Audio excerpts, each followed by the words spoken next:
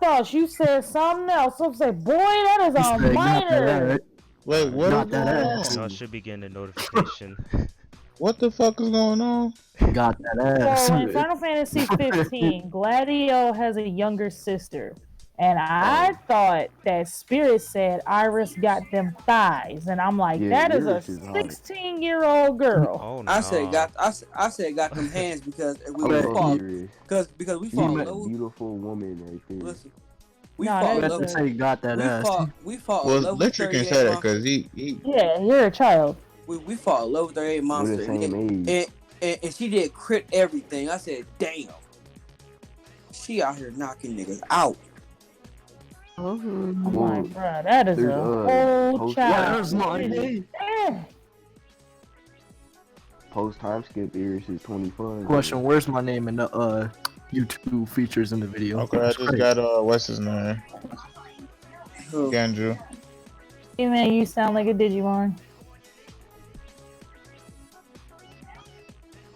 Damn. You heard. Hello. Yeah. Yeah, okay, now we can hear you.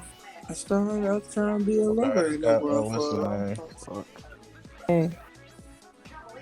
So what I do now? On what, Bleach? Yeah.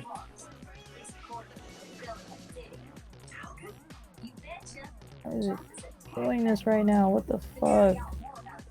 I don't know why, but the game on my end is starting to try to lag. Y'all was playing Anthem. No, we're playing Bleach. Bruh. Sydney can get it too, bruh. She might not got no cake, but she got tits. That's something, okay? Titty milk. B-Man, see, B-Man, you're cultured, man. You're cultured. Say it again for the audience. Titty milk. One more time so you can reach their soul. Oh my god. Titty milk. Oh my gosh. Already starting off good. You got Iris So- is best girl though. Alright. That- Just sent out the tweet. Yeah, because that's the only girl that you can get with in the whole Final Fantasy verse, Electric, because that's a child. What y'all think about that thumbnail though? Watch So- this. Question: Mm-hmm. where am I in the YouTube features? Hmm? Where am I in the Where's my link in the YouTube features in the video? feature these nuts. What you mean? In the 8. description. Yeah. I'll fix it. Calm down. Zatro. Alright, everyone's good? Zatro, what's the treasure map thing? What's that? The treasure map thing on what? Bleach? Yeah. Hold on a second, because I think you might have actually wound up getting ahead of me. Alright, everyone good to go? Well, Are you? Alright.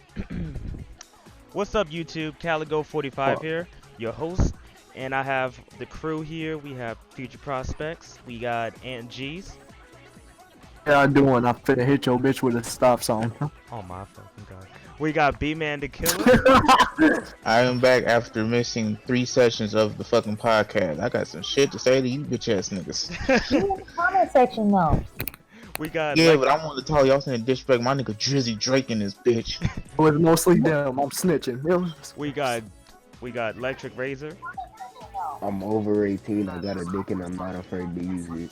What the fuck, bro? We got Spirit Shot Gaming. nigga, I'm not pulling out this time.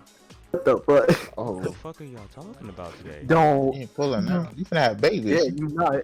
Oh my god. Listen, We got somebody gotta get trapped out here, okay?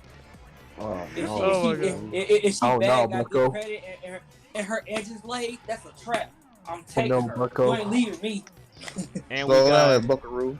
and we got Zatro Enigma Zero in the building,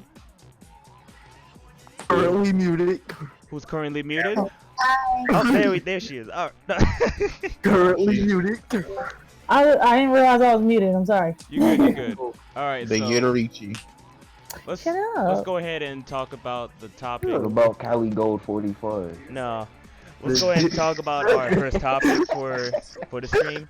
Let's just go ahead and get over with. Let's go ahead and talk about Roddy Ricch So, Can we talk about fucking markers? oh What? my god. Oh, listen. So Well, who's Okay. sticking their dicks in marker caps? You know what? And- Let's just get this over with already. Go ahead, Spirit. Go ahead. listen. So your host, well, your other host with the most NGs has a fetish. He likes to fuck markers. Right? So Bruh, No, these motherfuckers overheard me. So listen. I said something. Me and Kyle had a conversation like blah blah blah blah, and then Ant came over and said, "Who fucking markers?" And I said, "Bro, you got something to tell us because no one said anything about fucking the marker." Oh, Then I said Ant likes to get head from markers. He take the cap off the marker, put it on his dick, and jerk it up and down.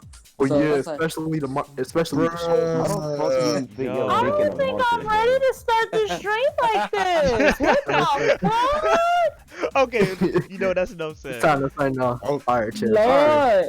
boy, you Alright. better put your Loch Ness monster up, boy. So let's Look go at ahead and the just actual let's dick, go bro. ahead and just talk about the first topic, This and that's this Roddy nigga Ricch. DM me a sharp thickie, a thick All right, Sharpie, Spirit. All right, chill. You putting out my government. All right, so Roddy Ricch, who's pretty doing good so far in the rap game right now. His song "The Box" is #1 on the Billboard chart right now, I believe, Fuck Justin Yeah, Bieber. you're right. and that leaves Justin Bieber's song "Yummy" at #2, right? Or am I wrong? Yeah, he trying too hard to get out #1. Tell him all some play this in your sleep, play this in Spotify, iTunes and stuff like that. We like, what the hell? Yeah, I think Roddy Ricch right now, he's doing pretty good in the rap game. I personally don't see anything interesting about him yet, but after hearing the Sound like box, some Soldier Boy shit. He kept on asking his fans to buy his damn song, "Kiss Me Through the Phone," over and over and over again, so he could hit that #1 spot. I blatantly remember that shit. He was like, oh, he did "I need you that? to download this." Yes, that nigga did that shit. Like he literally cause y'all forgot. Soldier Boy used to be on YouTube like 40 going north. That nigga used to sit up there, and then MySpace was a thing back then too. He do the little mini videos talking about something. All right, I need y'all to buy that song one more time for me so we can get up to the #1 spot. Kiss Me Through the Phone. I don't remember if that shit did it, but he was definitely begging his fans to do that. It was little 14-year-old girls asking their mama, "Can you do that 99 cent song one more time?" Hey, how's it going? But so Callie, explain why we really talking about Roddy Ricch, because you have a better explanation than me. Well, to be honest, Roddy Ricch right now, he's on the radar right now of everyone's favorite upcoming artist because of the box, and right now this whole thing between Justin Bieber's "Yummy" and Roddy Ricch's "The Box," it's this whole little discussion about which song should be at #1 because Justin Bieber on his Instagram, he was telling his fans to basically stream Yummy while they're sleeping, and it's kind of weird for Justin Bieber to actually tell his fans to do that. You know what I mean? Electric, what's your Twitter name? Electric_Razor. I don't know why Twitter trying to act like you don't exist. He's a non-factor But the motherfucker. O in Razor is a 0. But yeah, what do you guys think about Roddy Ricch's You're success still so not far? coming up. My thing is, if DM me your Twitter.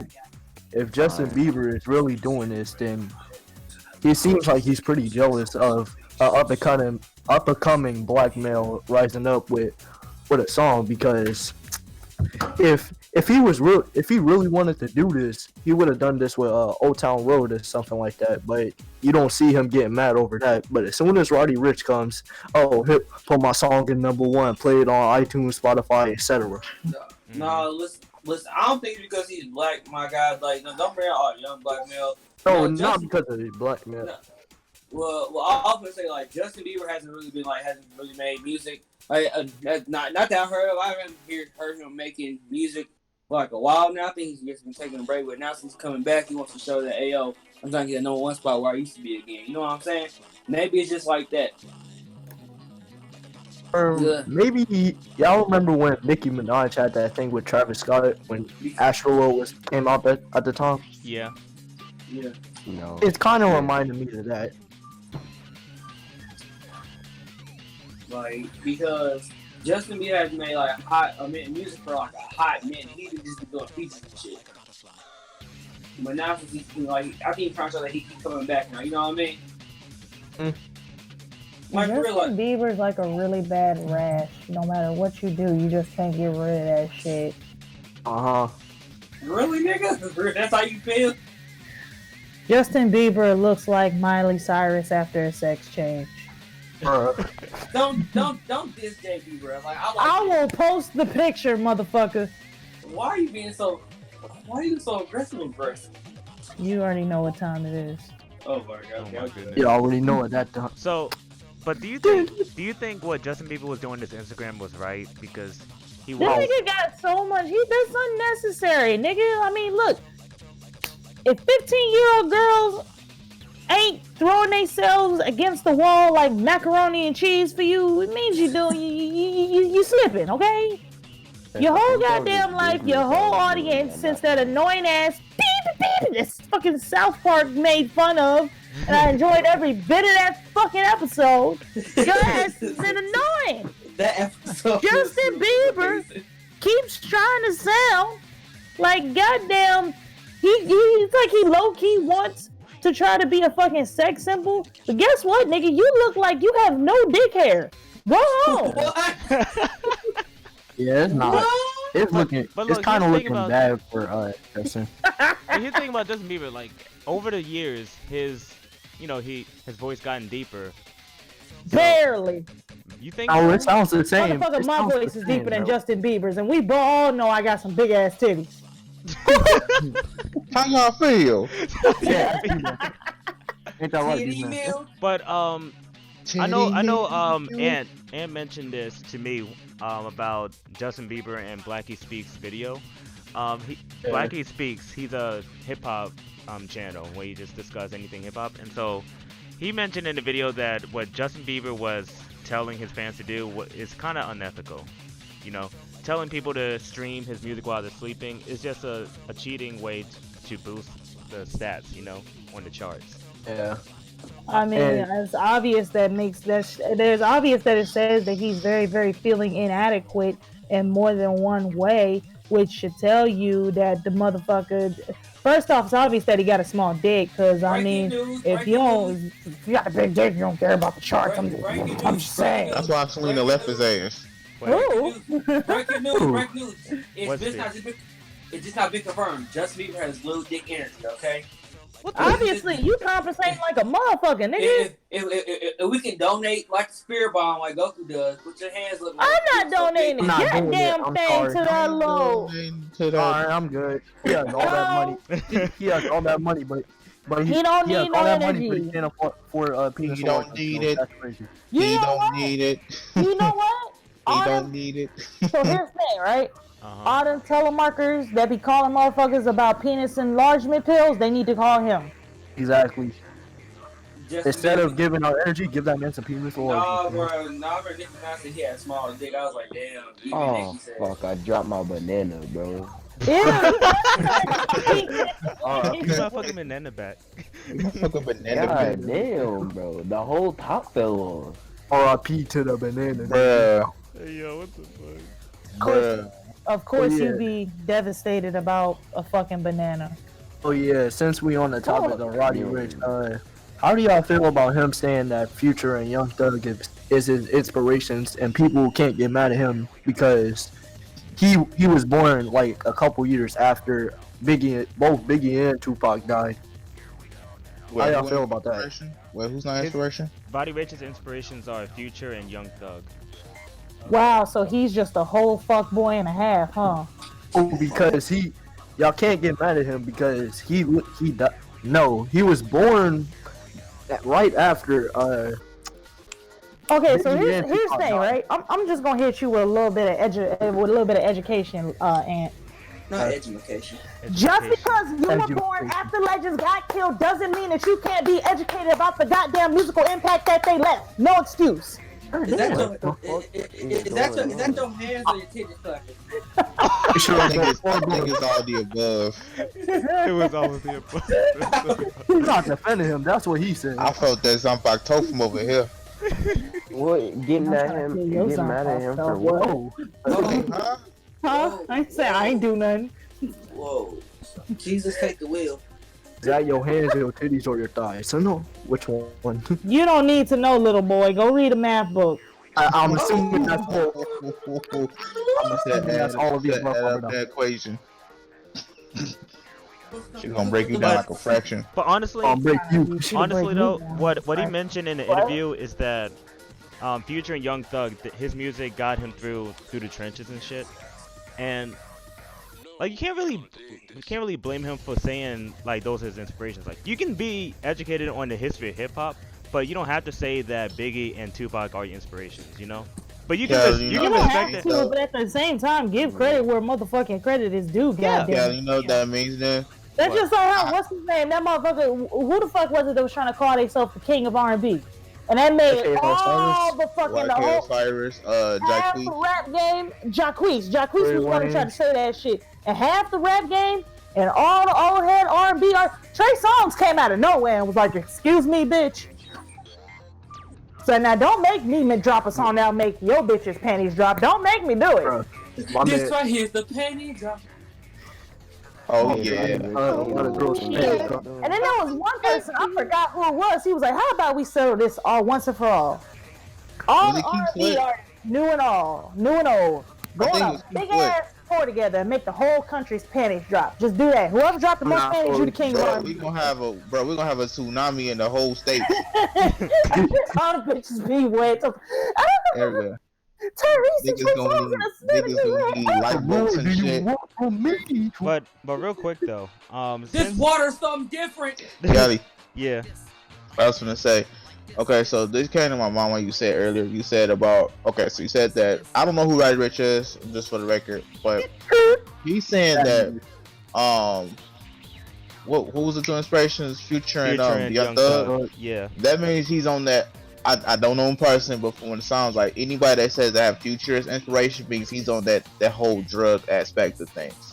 Really? Because it sounds like to me he on that quote unquote toxic masculinity bullshit, which tells me he pee sitting down. AKA I don't want to wish death on nobody, but he might be on that wish list of that fucking drug shit. I mean, I need to check out more. I need to check out his album. Hey, and you listen to Roddy Ricch. What's the name of his new album? Please excuse me for being antisocial. Okay, I have to check it out during my own time. But It's pretty good actually. It got. I don't know. You think a lot of things are pretty good. You think that Blue putting a Face- hot dog in frosted flakes is good. I don't want to hear it. it's because of Ant that I actually like the box, because this nigga always playing that thing in the Shake and Bake DJ. Oh wow. Kelly, you thought Deviant was good. Hey, you thought what? I will not let you live that down. I don't care. Okay, fine. But real quick though, since we're on this topic of rappers that are inspirational to you, what are some rappers that you think? I mean, not think, but what rappers are inspirational to you? Okay, so y'all about to call me a big ass go old first. head for this, right? Y'all about to call me a big ass Ladies old head first. for this. So bear with me now, because I grew up with some old school mofos on the south side of Chicago. Maybe, So man. So we gotta take it all the way back to NWA, Dr. Dre, Eminem, Ice Cube, Snoop Dogg, Tupac, Biggie, goddamn, shit, even niggas, Crisscross, even the goddamn Applesauce. meme. Shut up. She said crisscross. That's old as shit. I know, right? That tells you the type of shit I grew up with. Now let's take it over to the 90s and shit, and we gonna talk about goddamn what are these niggas' names? Damn, my brain just went blank in the motherfucker. Cause it seemed like goddamn Dre was just bringing out so many fucking rappers and shit, and then Snoop Dogg got with Master P after Death Row went out of business and shit, and then Hot Boys with Lil Wayne and all them, and Birdman and shit, and Method and Redman and them, and then fucking Wu-Tang Clan, goddamn Old Dirty Bastard, fucking For Jizza, Wu-Tang Clan. goddamn the How High movie. And then we kick it over to 2000 and Eminem came out. He didn't even have a video at first. Everybody thought he was black, and then motherfuckers found out he was white. It was like, goddamn, okay. You know. That white boy got a nigga pass.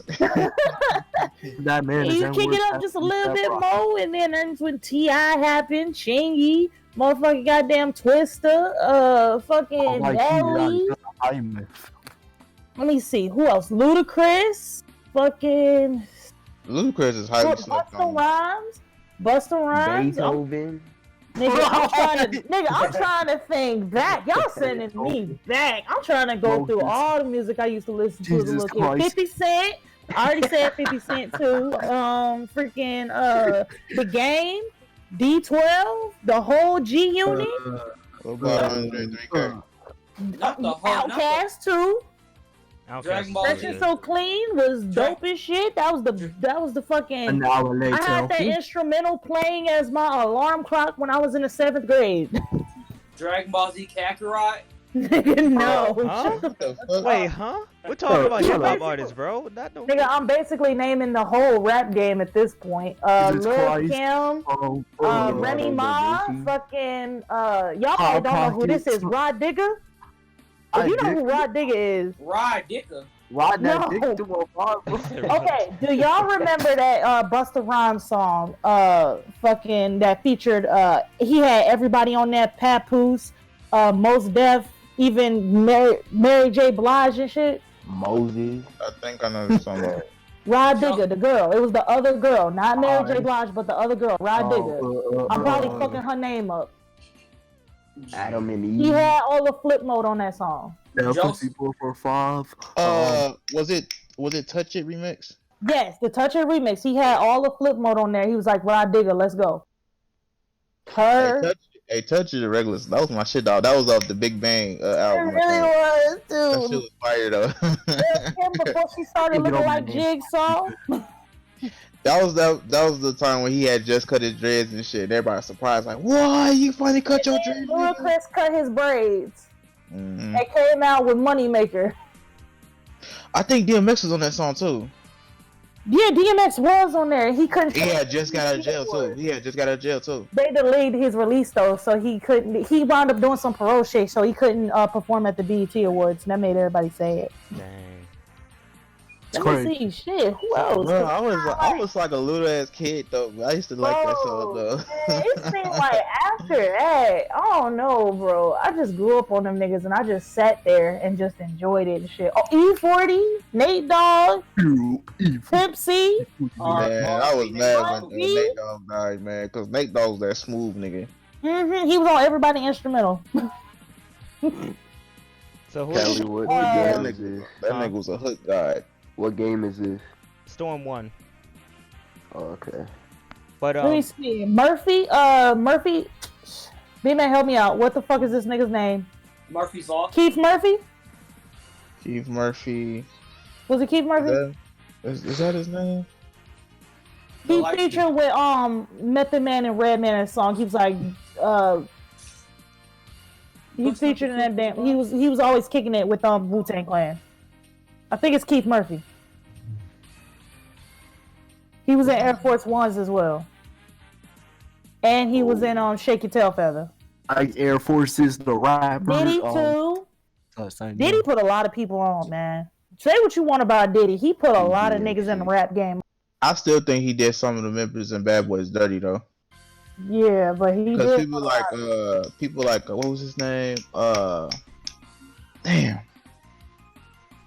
Craig Mack. I feel like Craig Mack could have been a lot bigger. Oh, how did I forget Hova? Jay-Z, Kanye. Noah's Ark. Can't forget about Jay-Z and Kanye, yeah. Oh, hell no. 52 bars roll out. I'm through dealing now. Oh my god.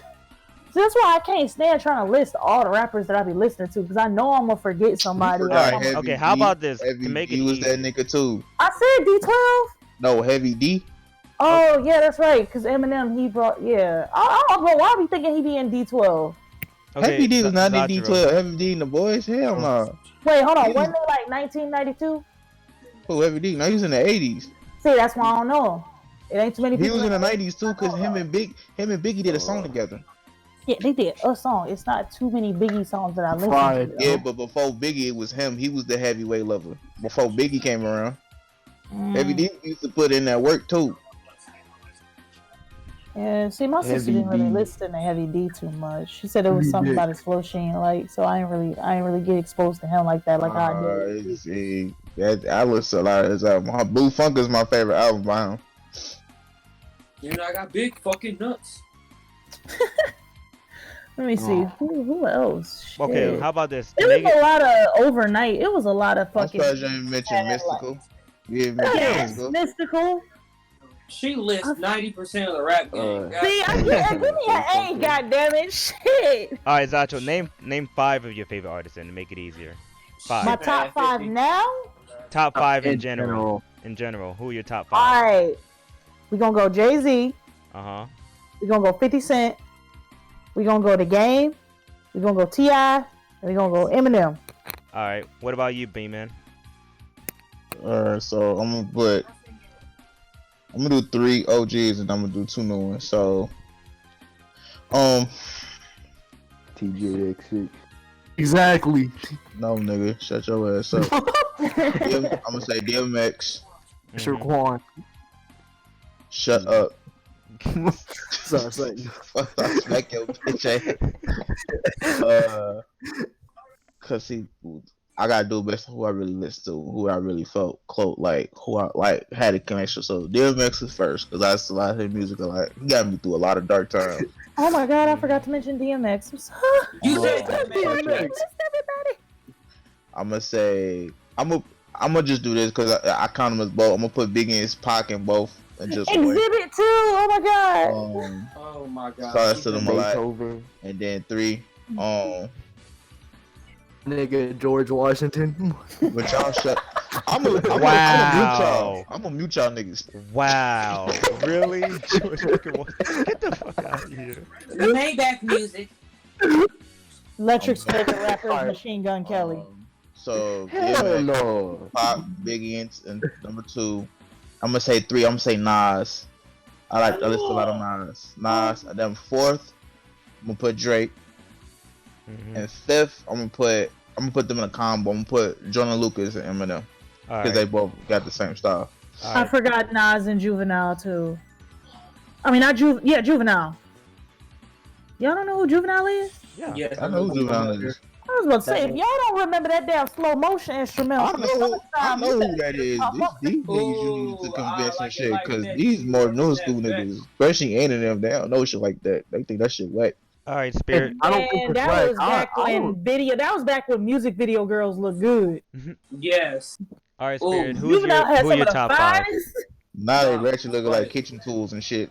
Damn. Oh my god. Hey, Spirit. So who are your top 5 favorite rappers? Okay, I'm probably gonna get a lot of backlash on this one, but fuck y'all. It's Hearing me at Razors, that's probably gonna get a lot of backlash. No, it's gonna be 6ix9ine. Eminem. Exactly. That's Cali's list. We go nasty. Shut the fuck up. So that's the dude. Hey, you built like a Rello. Shut up. At least I got a bare sheets, boy. At least. Oh yeah. Don't worry, I know. I'm gonna nerf his ass for a second. Alright. Okay, so my number 1 is Eminem. For reasons I grew up on Eminem, like in my household, my dad first introduced him to me. When my dad was around, he was like, "Oh yeah, bro, this is a white rapper called Eminem." I said, "All right, I like his flow and shit." And then my number 2 would have to be MGK. All right. You did not Wait, are just you put fucking Eminem and serious? MGK in the same list after Eminem buried this motherfucker's career. Listen, Nigga, all I know is you is not mixing Kool-Aid with chocolate milk with your nasty ass. No, listen. Oh, I know that you're not wearing Reebok socks with the Jordan 1s. With the Skechers. See? Oh, I know you did not put fucking BMW tires on a Lamborghini. No, listen. I gotta go. I see y'all at the commercial break. I'm done. I'm gonna go. Next time I gotta go. No. No, but go ahead, Spirit. Finish your The list. reason why You don't need to finish. The reason why MGK is my second favorite rapper because during the time period like his music came out, one of his songs legit saved me from doing something stupid. Cause like I heard the Heartbreaking song, I said, you know what? All right, and ever since that, his music has always been an escape for me. That's I why just remember Paul Wall and Bubba Sparks. That's why I remember damn near the whole my number list 2. during this whole podcast. and then my number 3 favorite rapper has to be Lil Wayne. Okay. All right.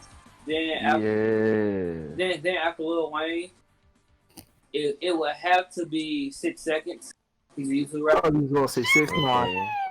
And then my number 5 pick. Ooh.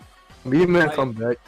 Listen, my number 5 pick would have to be right as of right now. He hit YouTube rapper, but his name Shofu. Shofu got bars. Shofu do got bars though. He got bars. I'm gonna tweet out that you just said that 6 Seconds is in your top 5 rappers, and I can respect that. The fact that he said MGK, I can't get over that. No, because like in that time period, bro, like I was in a dark place, bro. His music saved me. I need more, huh? All right, let's go ahead. Let's go in and ask Electric. Electric, who are your top 5 favorite rappers? Lil Wayne, he's a Louisiana rapper. He's from where I'm from. Lil Wayne always been the GOAT. Who else? Yes, good question. Ski Master Slump God. Okay. XXX. That's 3.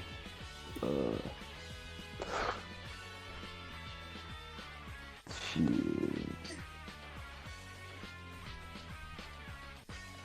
Damn. Take your time, man. Take your time.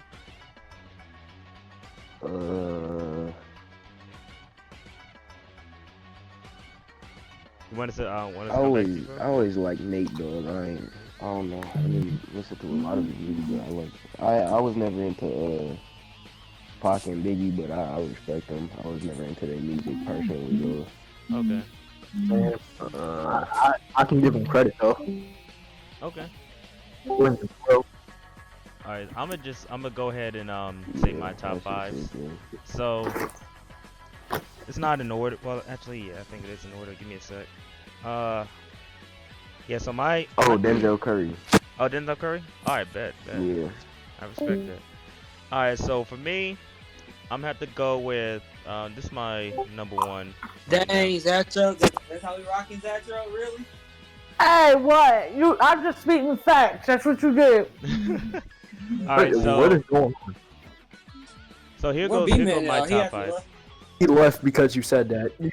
I'm working on it. Oh my gosh. You want me to wait and give my list or what? And I'll go after. Oh.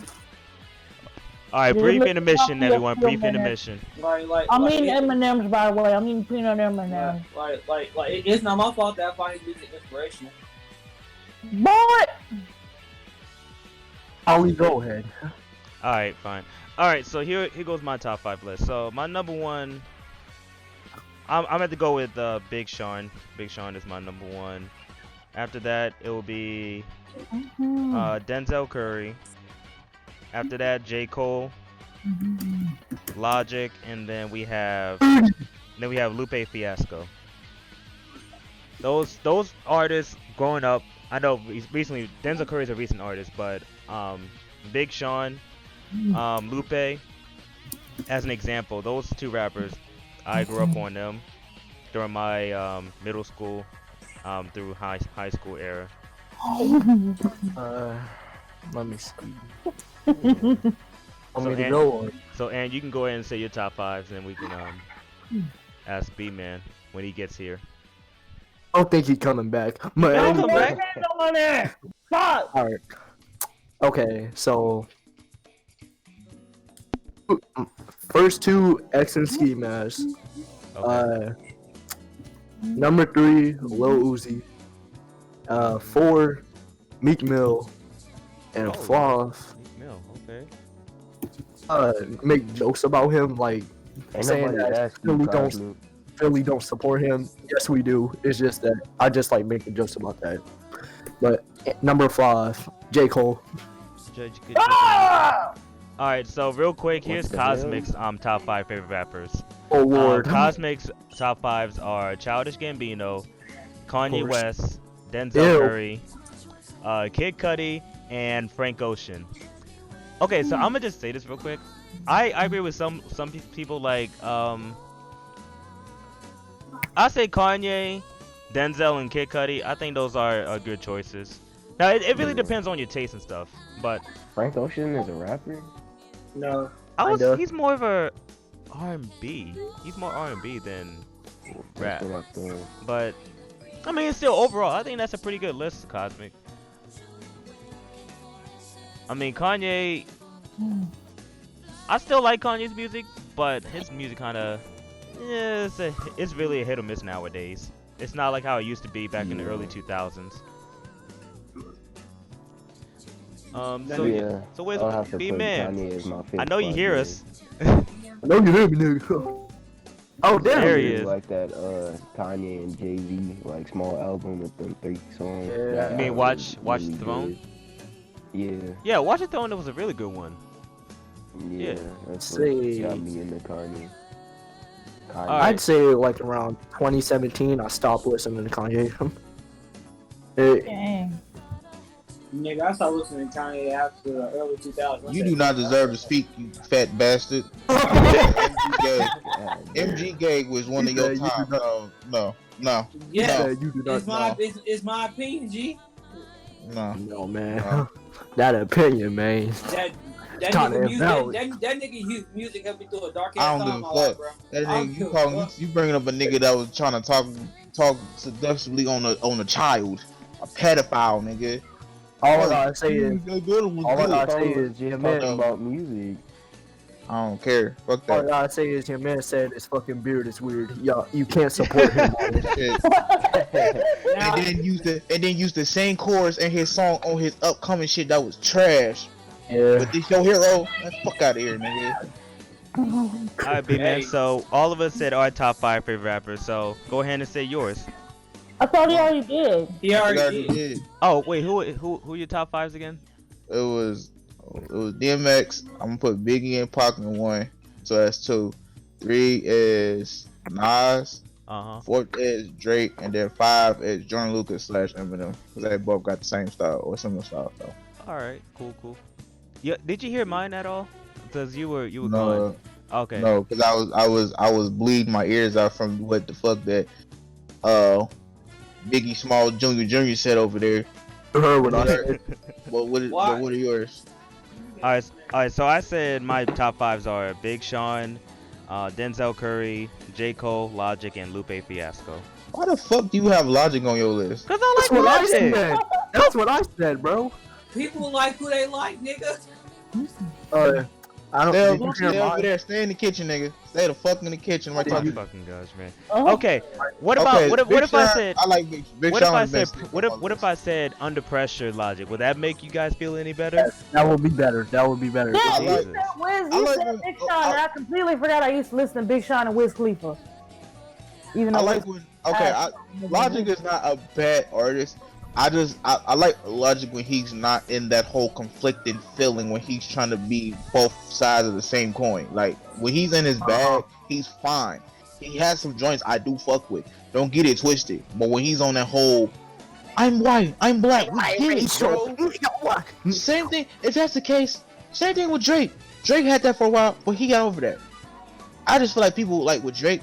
Not before we get into Drake talk, I just want to say real quick. People just hate on him because where he came from and shit. Right. But he put in work just like the next person.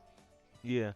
I mean, before we even get into the topic of Drake, I saw this interesting picture on Twitter. I'm gonna show you guys in the general chat. Look at that real quick. All right. What was Hold on. what was My new Man, top 5 is XXX, Steve, Denzel, Curry, Kanye, and Lil B, the bass guys. See, yeah, used to be one of my favorites, but he's a hit and miss to me nowadays. I really yeah, don't feel. I I feel like Ye is not in his bag no more. I feel like Ye really is on just clothing at this point. I think music is him second, and he just doing music just to, cause he pretty much didn't put in his work. I'm not saying he hasn't. It's just him. That's him. That's like chump change. He really just got his money more invested into clothing. Mhm. To be honest. Also, I Okay. posted the picture in the Man, do you general want to chat. hear mine? Oh yeah. Go ahead, and you I'm can say yours. very afraid of what you gonna. But go ahead. Hey, okay. Before I let you know, no Blueface or TJX6 is not in there. So calm down. That yeah, not in your top 5, but probably your top 10. Probably top 20. But anyway. Oh my god. That's not even. That's not. That is not no better. Okay, but anyway, my inspirations: X, Ski Mask, J. Cole, Meek Mill, and Lil Uzi. Okay. What'd you think about that, Mm. B-Man? He a new nigga, so that's not. Yeah, very. Yeah, Callie, that picture I agree with just for the modern artists. Okay. That don't have. So I'm gonna go ahead and mention this. So if anyone that don't know, so I posted this picture in the general chat, and I saw this on Twitter the other day, where this person said this is the founding fathers of hip hop. And the founding fathers in this picture are Lil Uzi, Young Thug, Kid Cudi, Playboi Carti, Future, Travis Scott, and Chief Keef and Kanye West. Yeah, I'm on the same side as Razor. If it's modern, yeah, I agree with that. But if it's like in general, no. Yeah. Okay. So this is my perspective on. Okay. So I feel like the person who made this is giving it based on certain waves of certain time eras. Yeah. And shit. Because Ye and Kid Cudi are under the same umbrella. I would say Thug is under the same umbrella with Future because they kind of came around the same time. That's me stupid. Of You course, said them two birthed Uzi. Uzi is the offspring of Future and fucking Thug. Same thing with Travis, because Travis is on the new wave now. Mm-hmm. I don't know who the other one. Who's that? Playboi Carti. Off. Same thing under Future and fucking Thug. They was in the game first doing that shit, and then you got the offspring, which is Travis, Uzi, and fucking Playboi Carti. Now, when it comes to Chief Keef, because I'm from Chicago, that's a whole. When you mention Chief, you gotta mention all the other niggas, fucking Lil Reese and all them, because all them niggas came up around the same time. That's a whole movement. Don't Chief still roll Lil Reese? All them did. All them. Like I said, all them was in their own thing. But people like I think Reese. I think what's the other one? I forgot the other one. I know one of them still kind of do their own thing. They kind of rose above that shit. Besides Chief, because Chief, the thing with Chief Keef though, he could have been really bigger than what he was had he really stayed committed. But he was so lazy and he was just doing his own thing and shit on some fuckboy shit. He really just fucked up his opportunity because they was giving him chances and shit. Because I did fuck with Chief Keef's music for a good minute and shit. Because you know I love when artists from my city rap and shit. But the thing is that a lot of other artists take from Chicago style. That's why they had that shit in their flow. But they don't want to give Chicago credit because like a lot of that shit they doing, the drill, that trap, all that shit came from the Shy. Yeah. Oh Lord, here comes Cosmic. So. Oh Lord. For them to put him on there to show credit for him, I fucks with that. A lot of Drisha did come for a shot. I ain't gonna fake it. Yeah, drill music came from the Shy. I know. That's why a lot of artists take that shit from. They don't give credit though, and it's fine. It's cool. It is what it is. But niggas like this came from my city and shit. But no, but a lot of shit really in Chicago because drill shit wasn't even hitting before Chief Keef popped out. You know what I mean? Yeah, he really. Yeah, that's what I'm saying. He was like the key. But I'm saying if you mention Chief, you gotta mention the other niggas too, because they was doing their same thing too. So it will make no sense if you want to mention Keith though. But all the other ones, like I said, I see that they made it based on eras of like waves of the music and shit like that. So I mean it's cool though. I don't find it to be like that. As an example, Kid Cudi, I think he started the whole melodic rap wave with his Day and Night single. Yeah, like you mentioned, Chief Keef, the drill, Chief Keef and his gang, the drill rap. But here's what I want to ask you all a question. I am a little concerned that Drake's not on here though, because Drake also came up with. But here's the thing though. I think before we even mention Drake and that, I would say Drake is part of like the the early 2010s. You know what I mean? This is more like actually Early 2010s. Drake came around early Nigga, stop. 2010s. No. no, Oh I my mean God. like the 2010s. Cosmic leave. Come. No. I'm talking about like Drake, J. Cole, Cali. Drake been rapping since 2006. He has mixtapes, bro. If you can Even evolve even Kanye, you can evolve Drake. Simply we got put. Cosmic in the I building. Y'all ignore. say what's up to him? No, we don't. No, we don't. I'm just enraged that you would just say Bye. some blasphemy. Bye. How dare Here come- you? Here comes a blind Kanye follower. Exactly. Kanye's on the list. But Drake? J. Cole? Modern? Hip hop? Come on. Come on. Why you say that, Cosmic? Not 2013 all spiritual drive? lyrical spirituals. It don't have to be. You need to understand that. Even though Cosmic, listen before you. Cause Thug and Future came up around mixtape days. Drake was around that time too with his mixtapes too. Mm-hmm. So for him not to be on that is a bit concerning because the only people that's really mixtape days was Thug and Future. Playboi Carti, Travis Scott, Uzi are the more modern shit. Like basically them is electric and like coke like peers and shit because they listen to that shit. I don't really listen to that shit. That sounds really my cup of tea. To what? Y'all better not call the audience for thinking Basically, the too. stuff that we listen to, me. That's the new stuff. Future, Thug, and them like the middle child. Like I'm putting in the perspective of J. Cole, the middle child, the old but the modern new, and then Travis and I have them a like question. the new. Yeah. I have a question. go ahead. Founding fathers supposed to be originators, right? Yeah, originators of the So with of the that certain originators, era. oh, of that era. Oh, I was about to go back to Run DMC and shit. I mean, we nigga. can. I was about to ask you guys that question Wait a minute, too. hold on. I Wasn't think the they. motherfucking That's why I founding was like, I think they fathers just going off be the in the mod stuff. 80s? We goddamn LL Cool J and them and shit. Mm-hmm. Like, cause I saw that show. I was like, wait. That's like calling Barack Obama a founding father. He's not. Would we like them to be? Sure, but he ain't.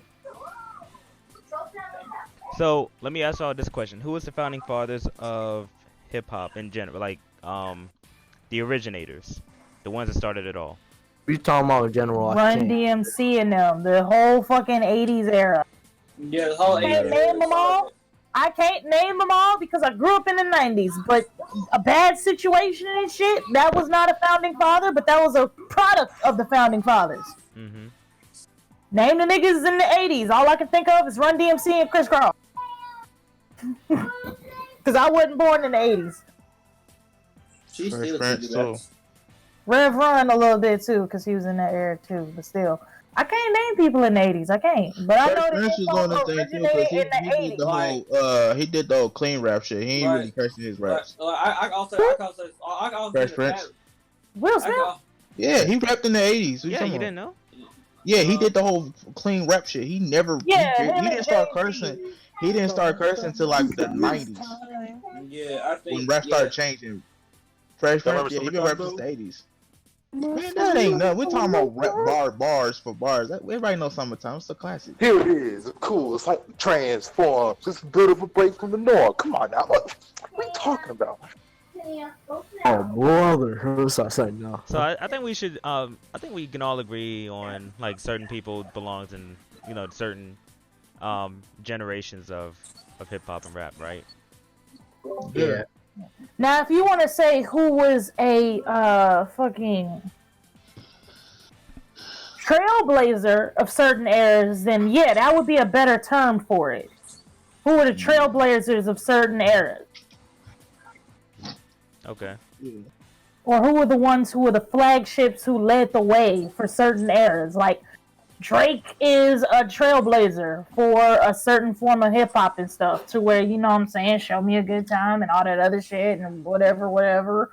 Like, they all have their certain circle that they brought to prominence and shit. Like, with XX Tentacion, basically bringing grunge into hip hop and screaming into the fucking mic like you lost your goddamn mind. I realized something. I realized no one didn't mention T-Pain as someone that, Oh kind of. my god, I'm terrible. Fuck. I will buy you a Cause he drink. changed the way that we all use auto tune for today. But if you ask T-Pain, he said everybody who use autotune they ain't doing it right. He said he doing it, you overdoing it. He said that shit in an interview. He was like, yeah, but like everybody who's using auto Ain't really doing because they're relying too heavily on it. He was like, I don't really need autotune. He was like, it sounds like I'm using a lot of it, but I'm really not. I'm accentuating my voice with it. Hey, Dad. Exactly. But yeah, so anything else y'all want to say about founding fathers of hip hop?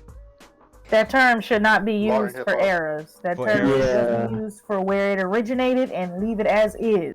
Okay. Anything else is trendsetters and trailblazers and the leaders of certain eras.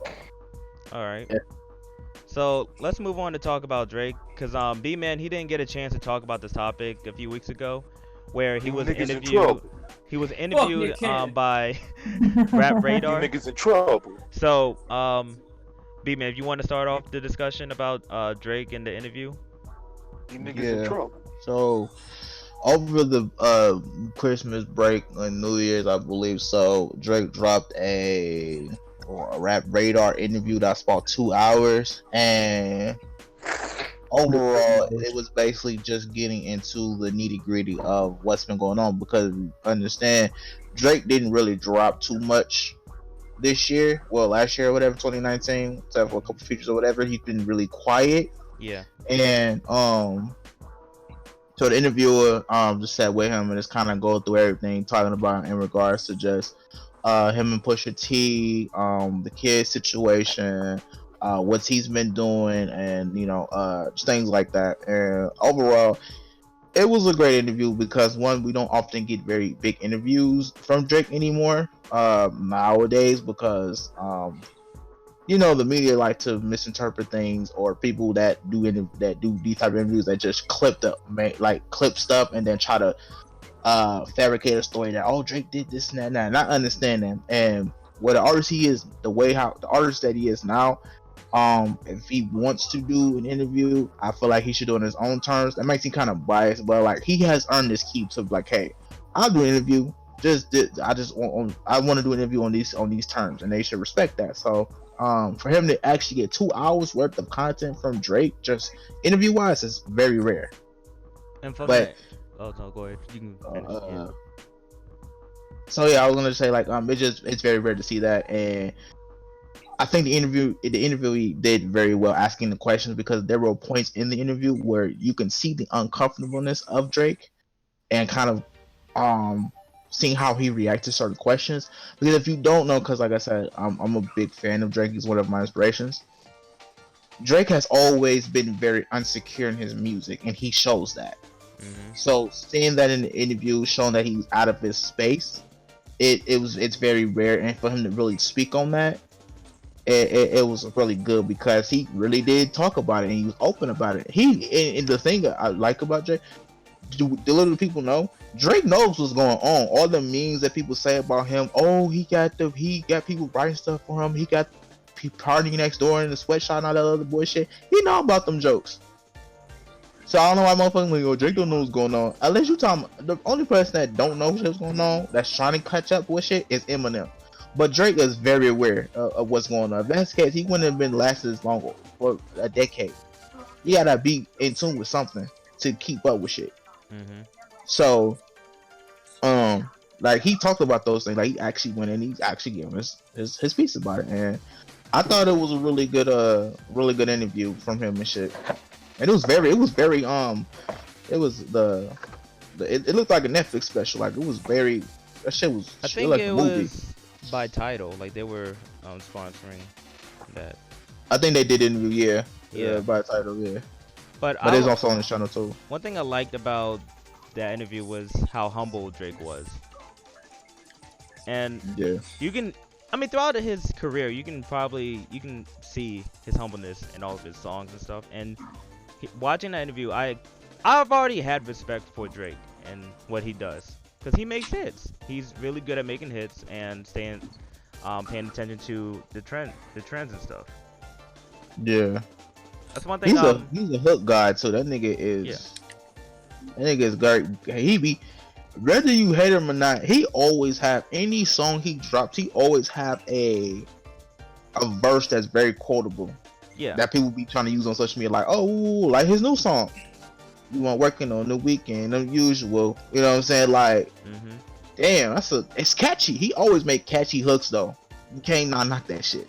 And like Drake, he's not listed as my top 5 rappers, but I would still have him on let's say a top 10 list. I would say Drake will be like number 6 on my. Boy, you would still play Marvin's Room every night. Quit playing. I'm not you, Cosmic. Shut up, boy. Yeah, that's more you, boy.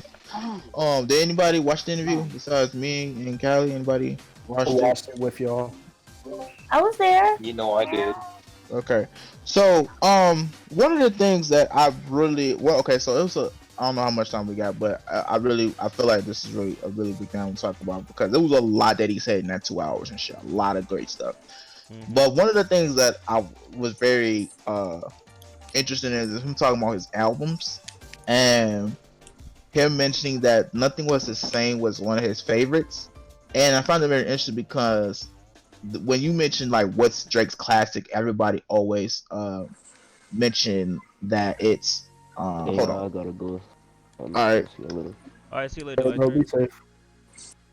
Give me a sec. Give me a second.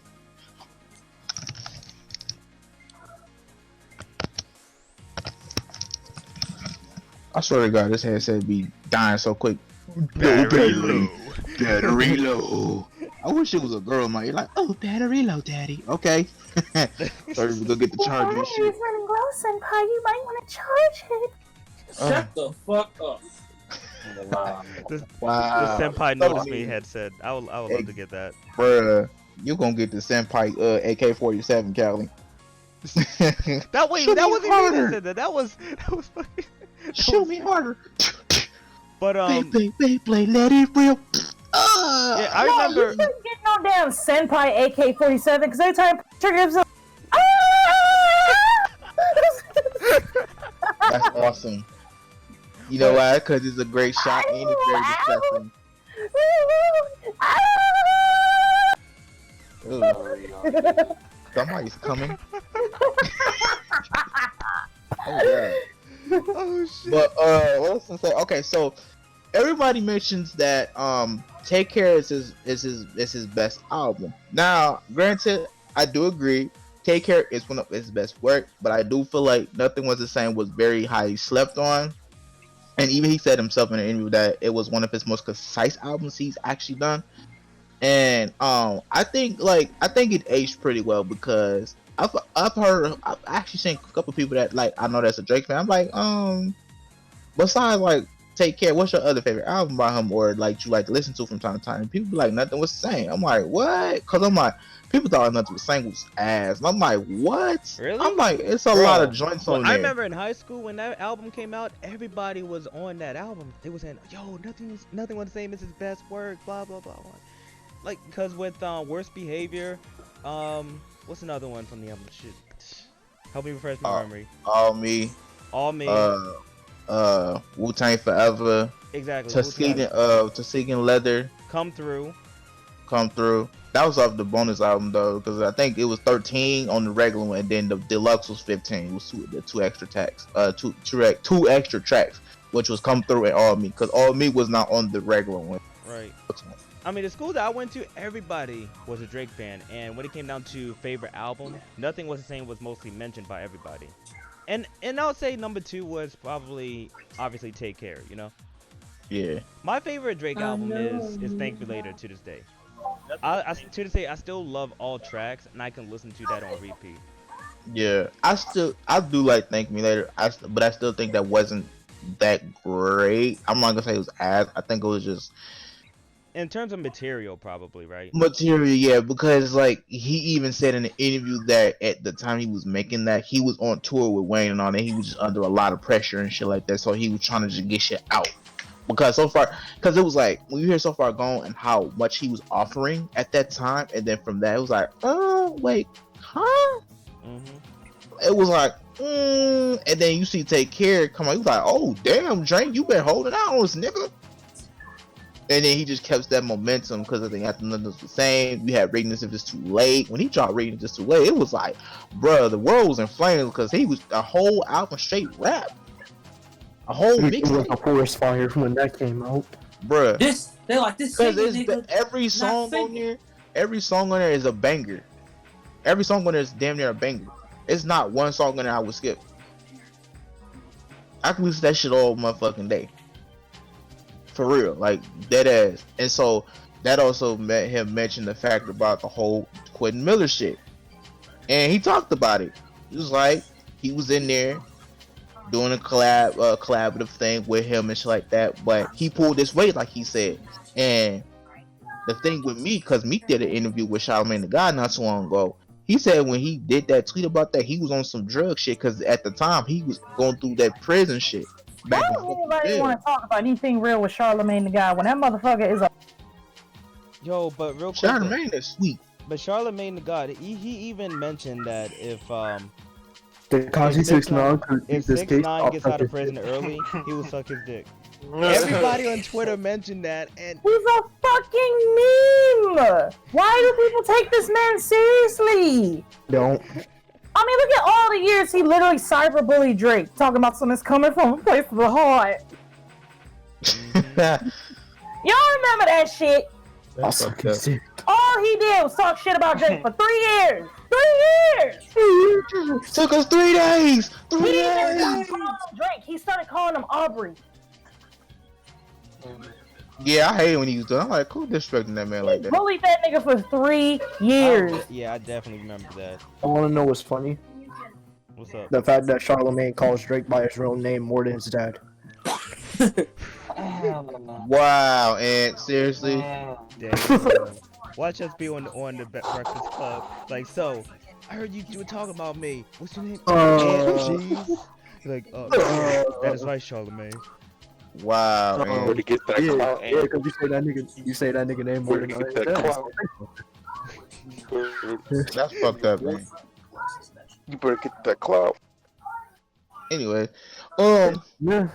Yes. so he talked about the Quentin Miller stuff, and he was mentioning that you know that he was in there, that he was doing their thing. He pulled his weight, and he said one of his strong suits that people that know him, that his pen game is his strongest suit. Like Name Slim. he don't play about that. Like he's wrote songs for other people. Mhm. So, and I think what I noticed when that question was asked him, he's very uncomfortable. I think the most thing that made him feel uncomfortable about most of the interview, it's not even about the Pusha T shit. I think it's because of his actual like people questioning his penmanship, like his raps. And I think that's the biggest thing that still holds him to this day. It's because of that shit. Because you question a man that's like, they came in the game rapping, but evolved from rapping to trying to do other things to be bigger than what he began doing. And when I heard the allegation, I was like, but then it's like, as I like, that's the beat kind of happened. I'm like, cause Quentin Miller really, cause to me, I feel like Quentin Miller didn't really say shit either. He was just like, I don't know. I thought Lil Key Quentin Miller was kind of retarded. I didn't even gonna hold you up. I'm like, you gonna? And I did remember. I listen to Quentin Miller's music from time to time. He got some nice joints, but he really he needs some. He needs some development a little bit. Like he has some cool raps. I'm like, okay, but I'm like, this the nigga that wrote for Drake. Maybe he pitched some ideas or something like that, but like that's in most cases. Like when you in somewhere and like how, you know how we all the time when we make ideas, don't we sit there and brainstorm with each other and shit like that to make a project? I'm pretty sure that's probably what it was. Everybody once in a while probably did that. Gave a theme and then that theme stuck in your head. You're like, all right, I got an idea. This is what I'm gonna do. Woo, woo, woo. I don't think that's a problem because every MC comes a point in time when they need some inspiration. Stop it. If I give you a topic, if that's the case, that's like calling us ghostwriters. If I give you a topic to do a paper on to 2 people, but both of the shits is completely different than what do you call it? Even though they on the same topic, you might although there might be some identical things, there's gonna come to the point where some things you talk about they're gonna be something that's the same. That's factual. You can't change that. But other stuff is gonna be different because you might view this differently, and this other person might view it differently too. So what do you come to the conclusion of then? Are they cheating? No, it's their perspective on the shit. So I felt like with this shit with Quentin Miller and the Drake shit, I just felt like they was in there chilling. You know what I'm saying?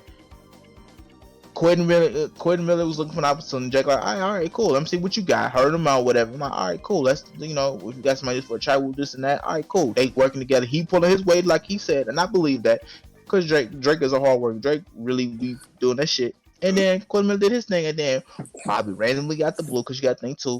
Nicki was dating Meek Mill, and Meek Mill was on his little rampage because he wasn't just beefing with fucking Drake. He was just arguing with everybody. He was having problems with Wale, people in the fucking Maybach music and shit like that, calling him kind of names and shit like that. But people don't talk about that though, and shit. And then he was on some perk shit, and then he was like, Drake don't even write his own raps, and he mentioned the fact that it came to beats because I guess it was some miscommunication between him and somebody else in his team, and he was supposed to come to a show, but he didn't go, and then it just went down here from there. So he dropped the charge up to see what was, see what was going on. If Meek was really saying it's just out of spite of, the rampage and whatever because he felt some type of way because of the drugs, or he really had something on him. And then come to be, think about it. When he dropped the song, what did Meek really have to offer to really retaliate back? Think about it. When he dropped Charged Up, Meek dropped a couple songs, but look how long it took him to drop them songs back. He was kind of silent for a little bit. But see, nobody was thinking like, oh, maybe he just did out of spite. And then coming from Meek's mouth when he did the interview with Charlamagne, he admitted that shit. And he was like, I took an L for that. I did some dumb shit. Exactly. But then even though the truth being said, people are gonna still think like, maybe he was on or something. Maybe Drake don't write his raps, and that bothers him because I do think that Drake is a very good lyricist. He probably not like on some like superb like S tier, but I do think he's up there though, because he do say some clever lines. Yeah, but real quick, like, what's the problem with ghostwriting? Like, I know in the interview, Drake mentioned there's nothing wrong with having someone else you don't have to do everything yourself, you know what I mean? So here's the thing, right? Mm-hmm. Hip hop has always had a stigma of it basically was built on the whole old school phrase of you are a man of your word. You can't be a man of your word if those words come from another nigga's mouth. That's only in rap though. That's only in rap. Exactly. It's not like in R&B and pop music and motherfucking jazz and blues and all this other shit where you can have somebody else in the shadows writing and your voice is what gives those words body. In hip-hop, it's always been a stigma that you, just like the old phrase, you are a man of your word, because you are supposed to be rapping from a place that is you, not from someone else. And that's why it's always bothered people that when it came out that somebody had a ghostwriter or this song wasn't written by somebody. Now, it's one thing if you do a collab with someone to help you get your lyrics right. Like Kanye has helped people write music, and then Kanye has given songs to other people. But those type of people usually don't come out until way, way later on because they already Jump Street. If it automatically come out that Kanye wrote the song, niggas gonna look at me funny. Now, if it come out later on, because then that gives you time to let ride the wave of the song, do all this. Then you could say, shout out to Kanye for helping me with this song. It never really comes out whether or not he wrote the song flat out or whether or not, he helped you write the song. Now, it's one thing if somebody helps you write the song. All right, cool. But to have a flat out ghostwriter in hip hop, a flat out, you did not write a word in this goddamn. Those aren't your words, and you're supposed to be a man of your word in hip hop. So how you gonna be a man of your word if it comes from another nigga's mouth? That's where the problem comes from, Cali. Right. Because hip hop is always supposed to be on the no bitch nigga rule.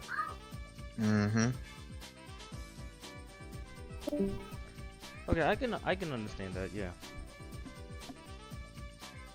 Cause yeah. And I think that's the one of the biggest things that bother him as an artist because like people are gonna always question that shit with them and shit. And I mean, I'm not saying it's not possible, but like even after that nigga, for him for the accusation he got from him and he ended up responding through music, that gotta show you how much he really cared about his craft. But I also think the thing that also doesn't help Drake is the fact that little phase that he went through trying to talk about how he was a thug and he's from the streets. Nigga, everybody know you from upper class Canada, Degrassi. That did not help him. That did not help his case at all. Maybe not him, but probably the people he around. That's what I'm saying. But even then, that's just like how 6ix9ine wasn't about that life. He got pulled into that life, but he kept. Drake never said he was about that life though. It's just an example. How was that though?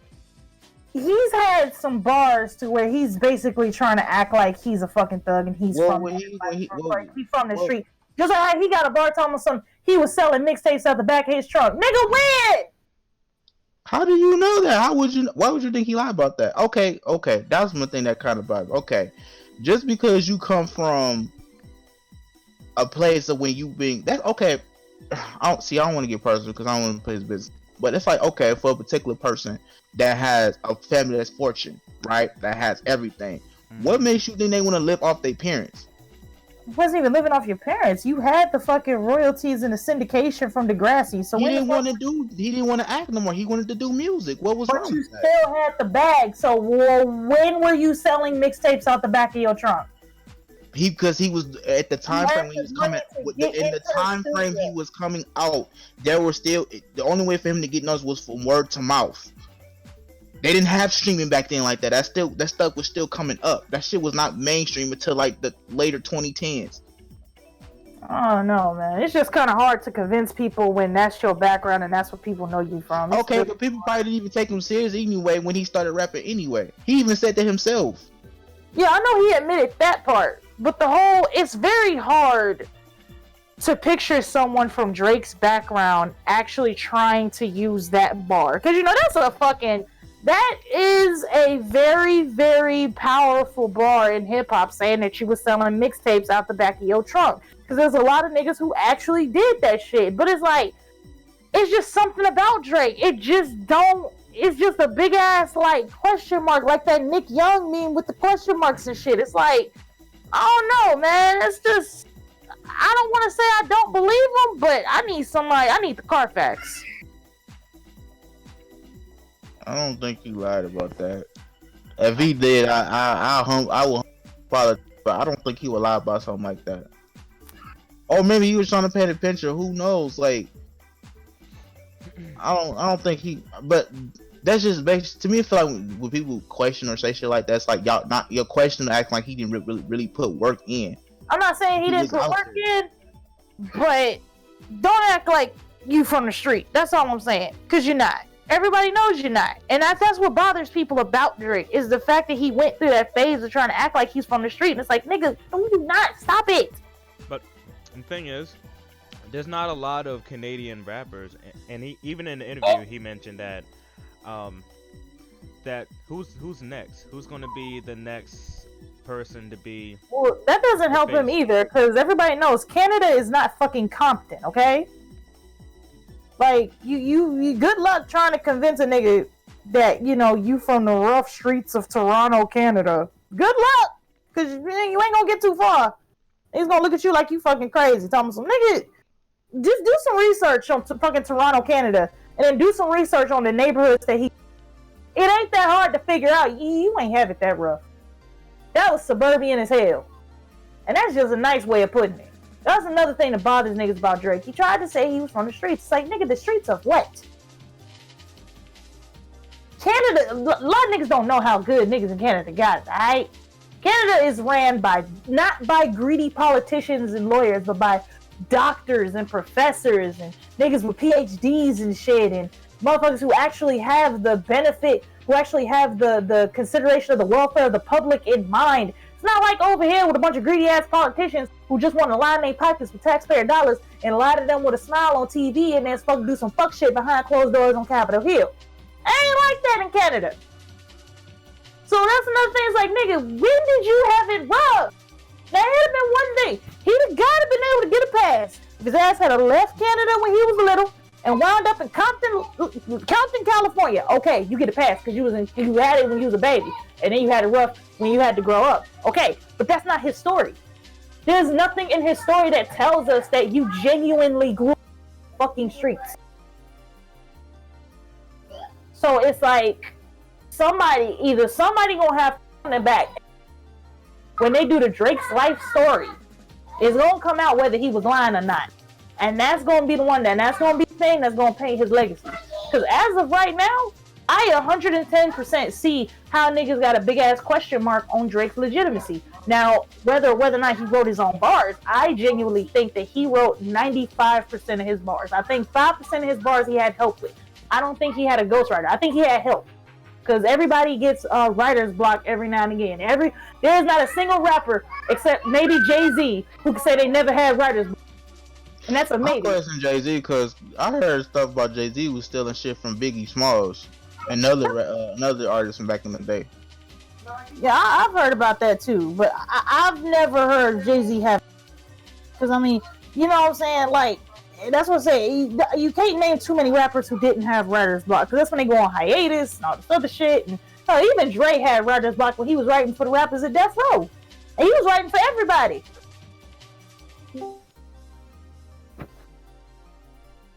So it's like I feel like the big question isn't on his whether or not he wrote his bars.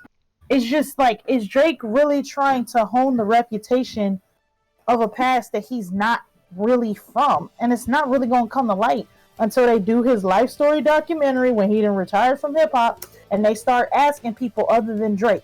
Because it's not too many people from Drake's past who gets an opportunity to open their mouth. You're still on Drake? Mm-hmm. Okay. So like I said, it'll come to light at some point.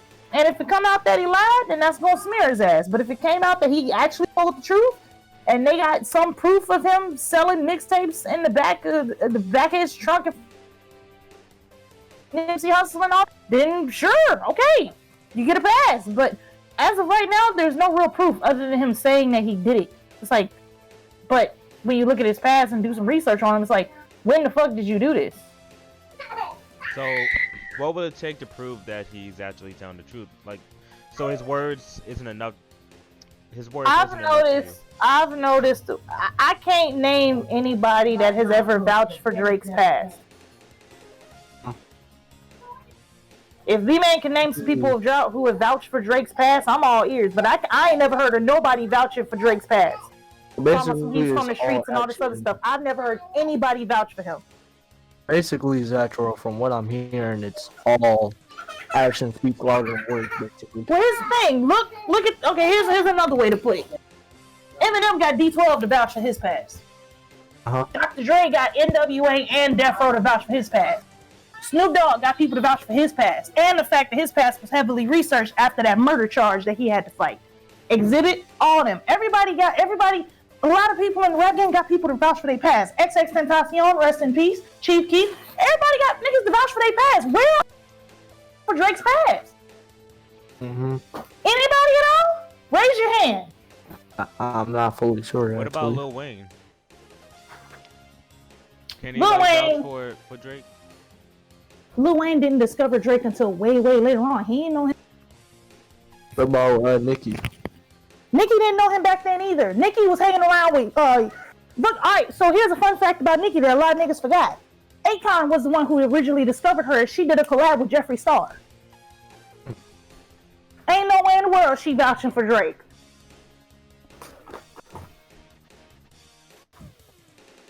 D-Man, you got anything to say about that?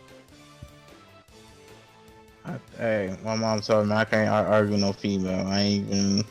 I'm gonna let her say the piece. He said I ain't gonna argue with a female. That's crazy.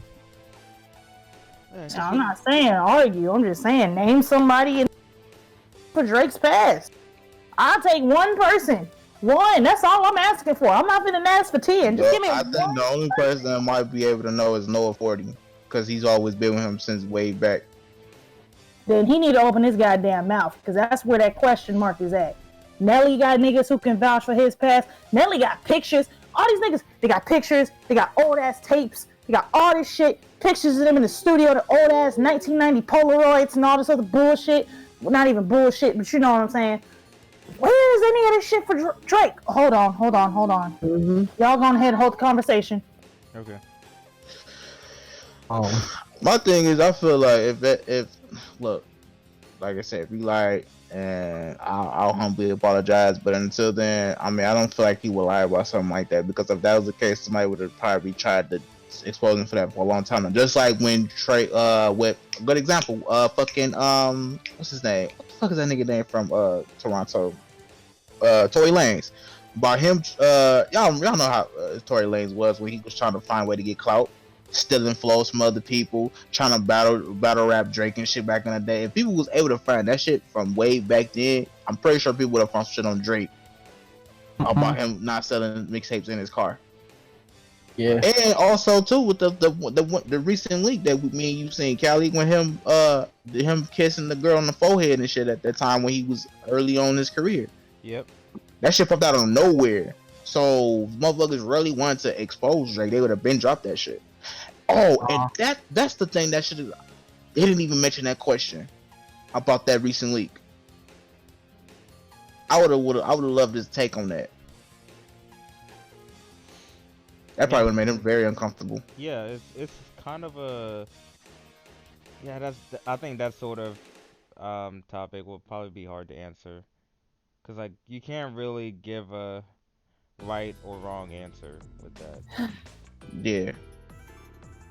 I think maybe it was probably a question that the interviewers had in mind, but due to the fact, like, to respect Drake, they probably didn't answer that. Ask that question.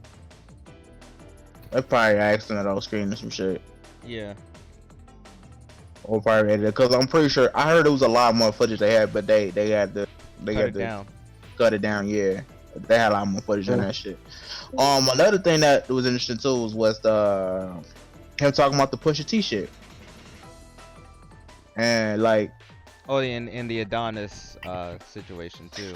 Yeah, cause it seemed like he was trying to.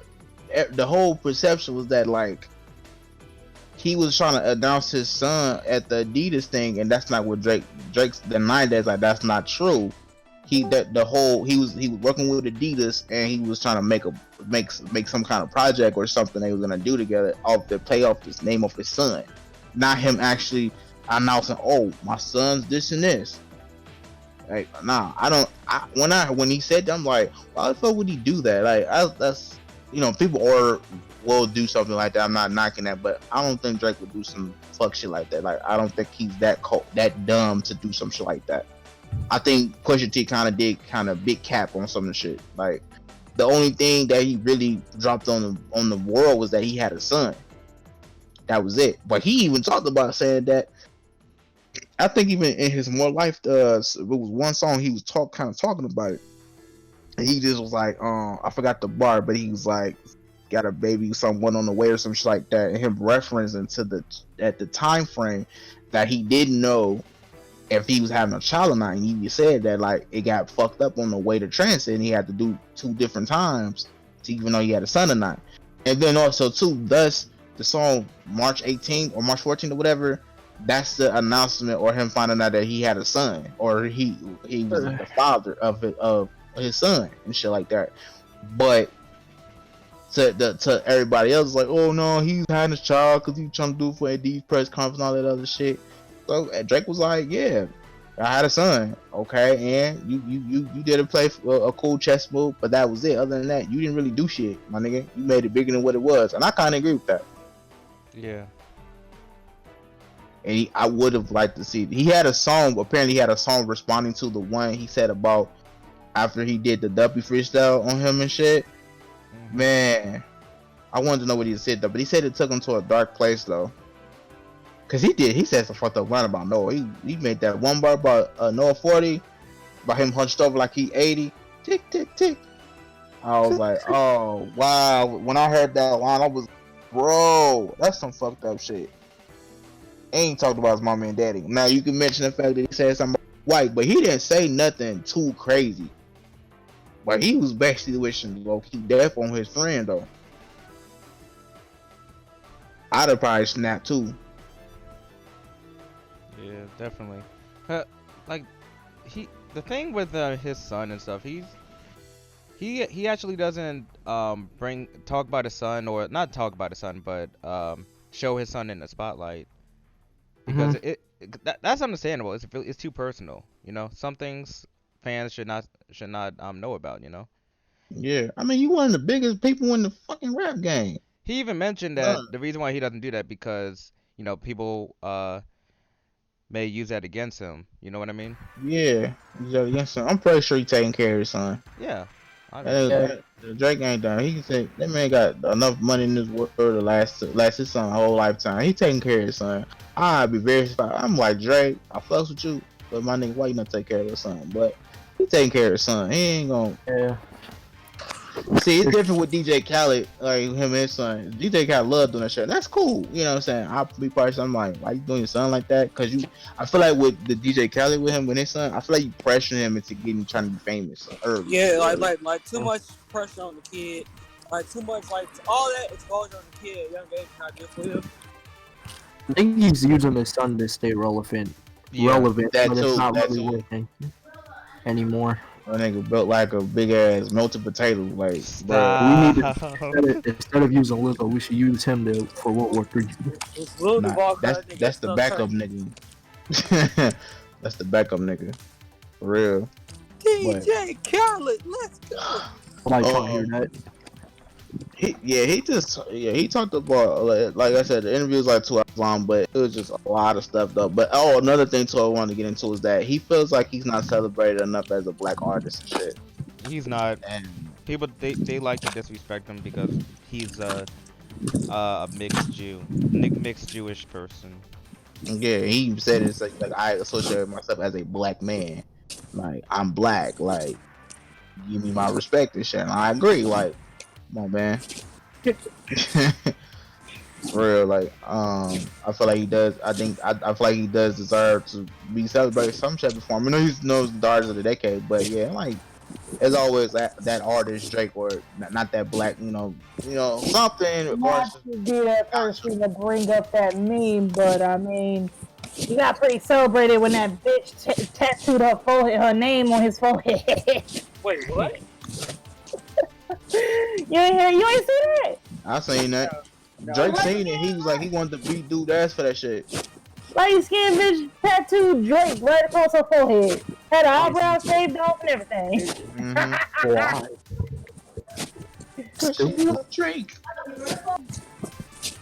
I'm his property. Fucking order chicken sandwich. Oh, fucking out of chicken sandwich.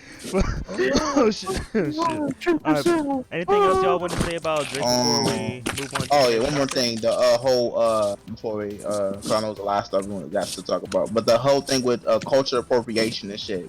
People call him a culture vulture and He shit. ain't no culture vulture. Get out. Fuck you. I never seen him as a culture vulture. I think he was any time that he ever did different styles of music or added Afro beats, all that stuff to his music, he always gave people in that realm homage and people like opportunities and shit. Especially the great example is More Life. There's so many artists we've never heard that was on that album or on that playlist, he called it. Seriously. But he never paid homage to them and shit like that. Cause One Dance, Highlight, Bling, all them songs, like them shits made hit charts and it was on there for a long time. Yeah. And I think that's just part of being progressing as an artist. Like, he went from being big in the States to big virtually everywhere. That's not a place where you feel like don't nobody know who Drake is. That's like same thing that's like saying like Michael Jackson not becoming a global icon for the shit he's did or the music he's made. He had to evolve as an artist to get out there. Same thing what Drake had to do. So I think they just mad the fact that he was able to take that and then take it a step further. Right. I agree with that. Cause even Eminem is another example. Him mixing different styles of music into, I think even one example, I think he mentioned that in his Rap God song. You know what I'm saying? One of the things like, oh yeah, when he mixed something elevated music, he fused it together with some shit that like It's not. that It's What not are we hip hop. talking It's about? pop. But I found a hell way to fuse it. yeah, right. So he mixed different styles of music to expand his brand to, push himself. I'm like, that's why they're growing as an artist. Like, people get tired of the same song, the same sound of the person. They want progression. You know what I'm saying? Still trying to say that. Yeah, that too. It depends on the person too. That's a heavy As well. word because he don't. I think Drake has leveled their head. I think he has progressed as an artist. I will say he has progressed as an artist. I still think the damn thing that hurt his ass was that phase to where he's trying to act like he had a rough past and all this other shit. It's like could show the Carfax, okay, but ain't nobody brought up none. So maybe he felt he's not obligated to do that. That could be a thing too. see, that's crazy because anybody else who's from the hood, they have no problem proving it. Because they insecure. That to me, when you have to do that, that's a sign of sometimes insecurity. Not even like you don't have to go. It's not hard. It's really not. Yeah, but at the end of the day, it's still his private life. He don't have to really expose that shit. Yeah, but still, that's kind of a credibility thing at that point. And it goes back to the whole thing of in the rap game, you are a man of your. I'm pretty sure he's aware of that. Drake's not dumb. Drake is very smart. And I'm not saying that he isn't aware of it. But if he did that due to peer pressure of who he was around, because I recall at one point a lot of Drake fans were kind of upset because they felt that some of his lyrics were a little forced and he wasn't really being himself no more. So he was trying to be what people wanted him to be versus him just being himself like how he used to be. And then that's when them damn old lyrics, I'm trying to act like he was from the street, came out and all this other shit. And then, once he stopped doing that, niggas was like, all right, cool. Yeah, he probably went through a phase. I'm not knocking that. Yeah, I was like, Drake. Even he said that in the he even said that in the interview. That phase of trying to act like he was from the street. I never said that he was genuinely trying to say oh no, I'm from the street. He went through a phase where he was acting like he was from the street. It's like that's what hurt him. Had he never did that, wasn't nobody mad at Drake till he did that shit. Wasn't nobody mad about him being, not from the street and wanting to be a rapper. It's just, don't try to rap about a part of the culture that you're not about. Don't do it. The game. So hold that thought. What about okay? So hold on. So what about the new niggas that do that same thing that don't even do the shit they say? Like what's that nigga name? That Lil Tecca. He rapped about that shit and he don't even do the shit he say. And that video is made into a meme now. I got two twin glass, two dancing. So I don't do rap. You ever heard that song by the game called Outside? I am outside. It's kind of cold though. I'm inside. No, nigga. I'm saying he actually has a song called Outside. I'm inside. He has somebody featured in that song who says he has a bar where he's saying, he said he said something about I'll throw the hands on it and I don't even bang. And then he even later on said not affiliated, but he openly says in the bar, I know niggas who are about that life. I ain't about that life though, but I know some niggas who are about that life and I kick it with them. The game has people if you gonna feature him, you can't lie. That's a golden rule. And he had a nigga. The nigga went hard. Wait. You just said if he don't have that life, the game don't associate them, right? No. If in order to feature with someone in the game, you can't lie. You can okay. So hold that thought. If that's the case, how come him and the gang did it? Sony had to call a honey. Oh, Drake. Yes. I heard that song. I don't know. I can't answer that question. But I do know that was This is a heated battle, folks. Come on, Zatro. Zatro had the battle last I gotta week. go Cosmic. back. Look, I gotta go back and The listen. number you have down has been disconnected. Please You try gotta again go to the later. void. Hold on, no. When in that song did Drake say he was affiliated? He didn't. But he got tired. But obviously, him and the gang got some kind of relationship because he was on his side during the same time frame when he was beefing with Meek though. Because The Meek was getting negged the game too. With some of everybody though. Just because you do a song with Drake, the game does not isolate himself to, having to do songs with niggas who, yada yada. But also, I do know that song was made after Drake got through that damn phase. Because Drake, the game not finna get nobody that's gonna fuck with his real nigga reputation. Yeah, but he also mentioned in the song that if niggas came at Drake, he was gonna have his back and shit. You see, I don't have a problem with that because Drake. Here's my thing with Drake, right? I don't believe that Drake is a culture vulture. I believe that during that time when he was rapping about being on the street and all this other shit and yada yada, like I said earlier, I believe that was from the influence of other people that he was around, and they wanted him to make those kind of bars to accentuate himself to another fucking audience so they could quote unquote rock with him. And that's not really what he wanted to do, but he did it because he felt like he had to do it. I don't think he really did that of his own merit, because if that was the case, he would have jumped out from Jump Street doing that shit, and he wasn't. Now, granted, he does. Do I believe that he has some niggas that he brought on with him? Absolutely. But Drake is still kind of an iffy thing because there's so many questions about what really happened that nobody has decided to speak up for. Like he always says in a lot of his songs, he's still with his niggas that he came up with. But who are your niggas that you came up with? Exactly. No, 40 is one of them. That's one. But he says niggas. Who are your niggas? We don't know the whole entire group. That's what I'm saying. And it's like, I'm not saying that you have to like expose those people, because I mean, I get it. Everybody don't limelight. Some people just want to support you from the background.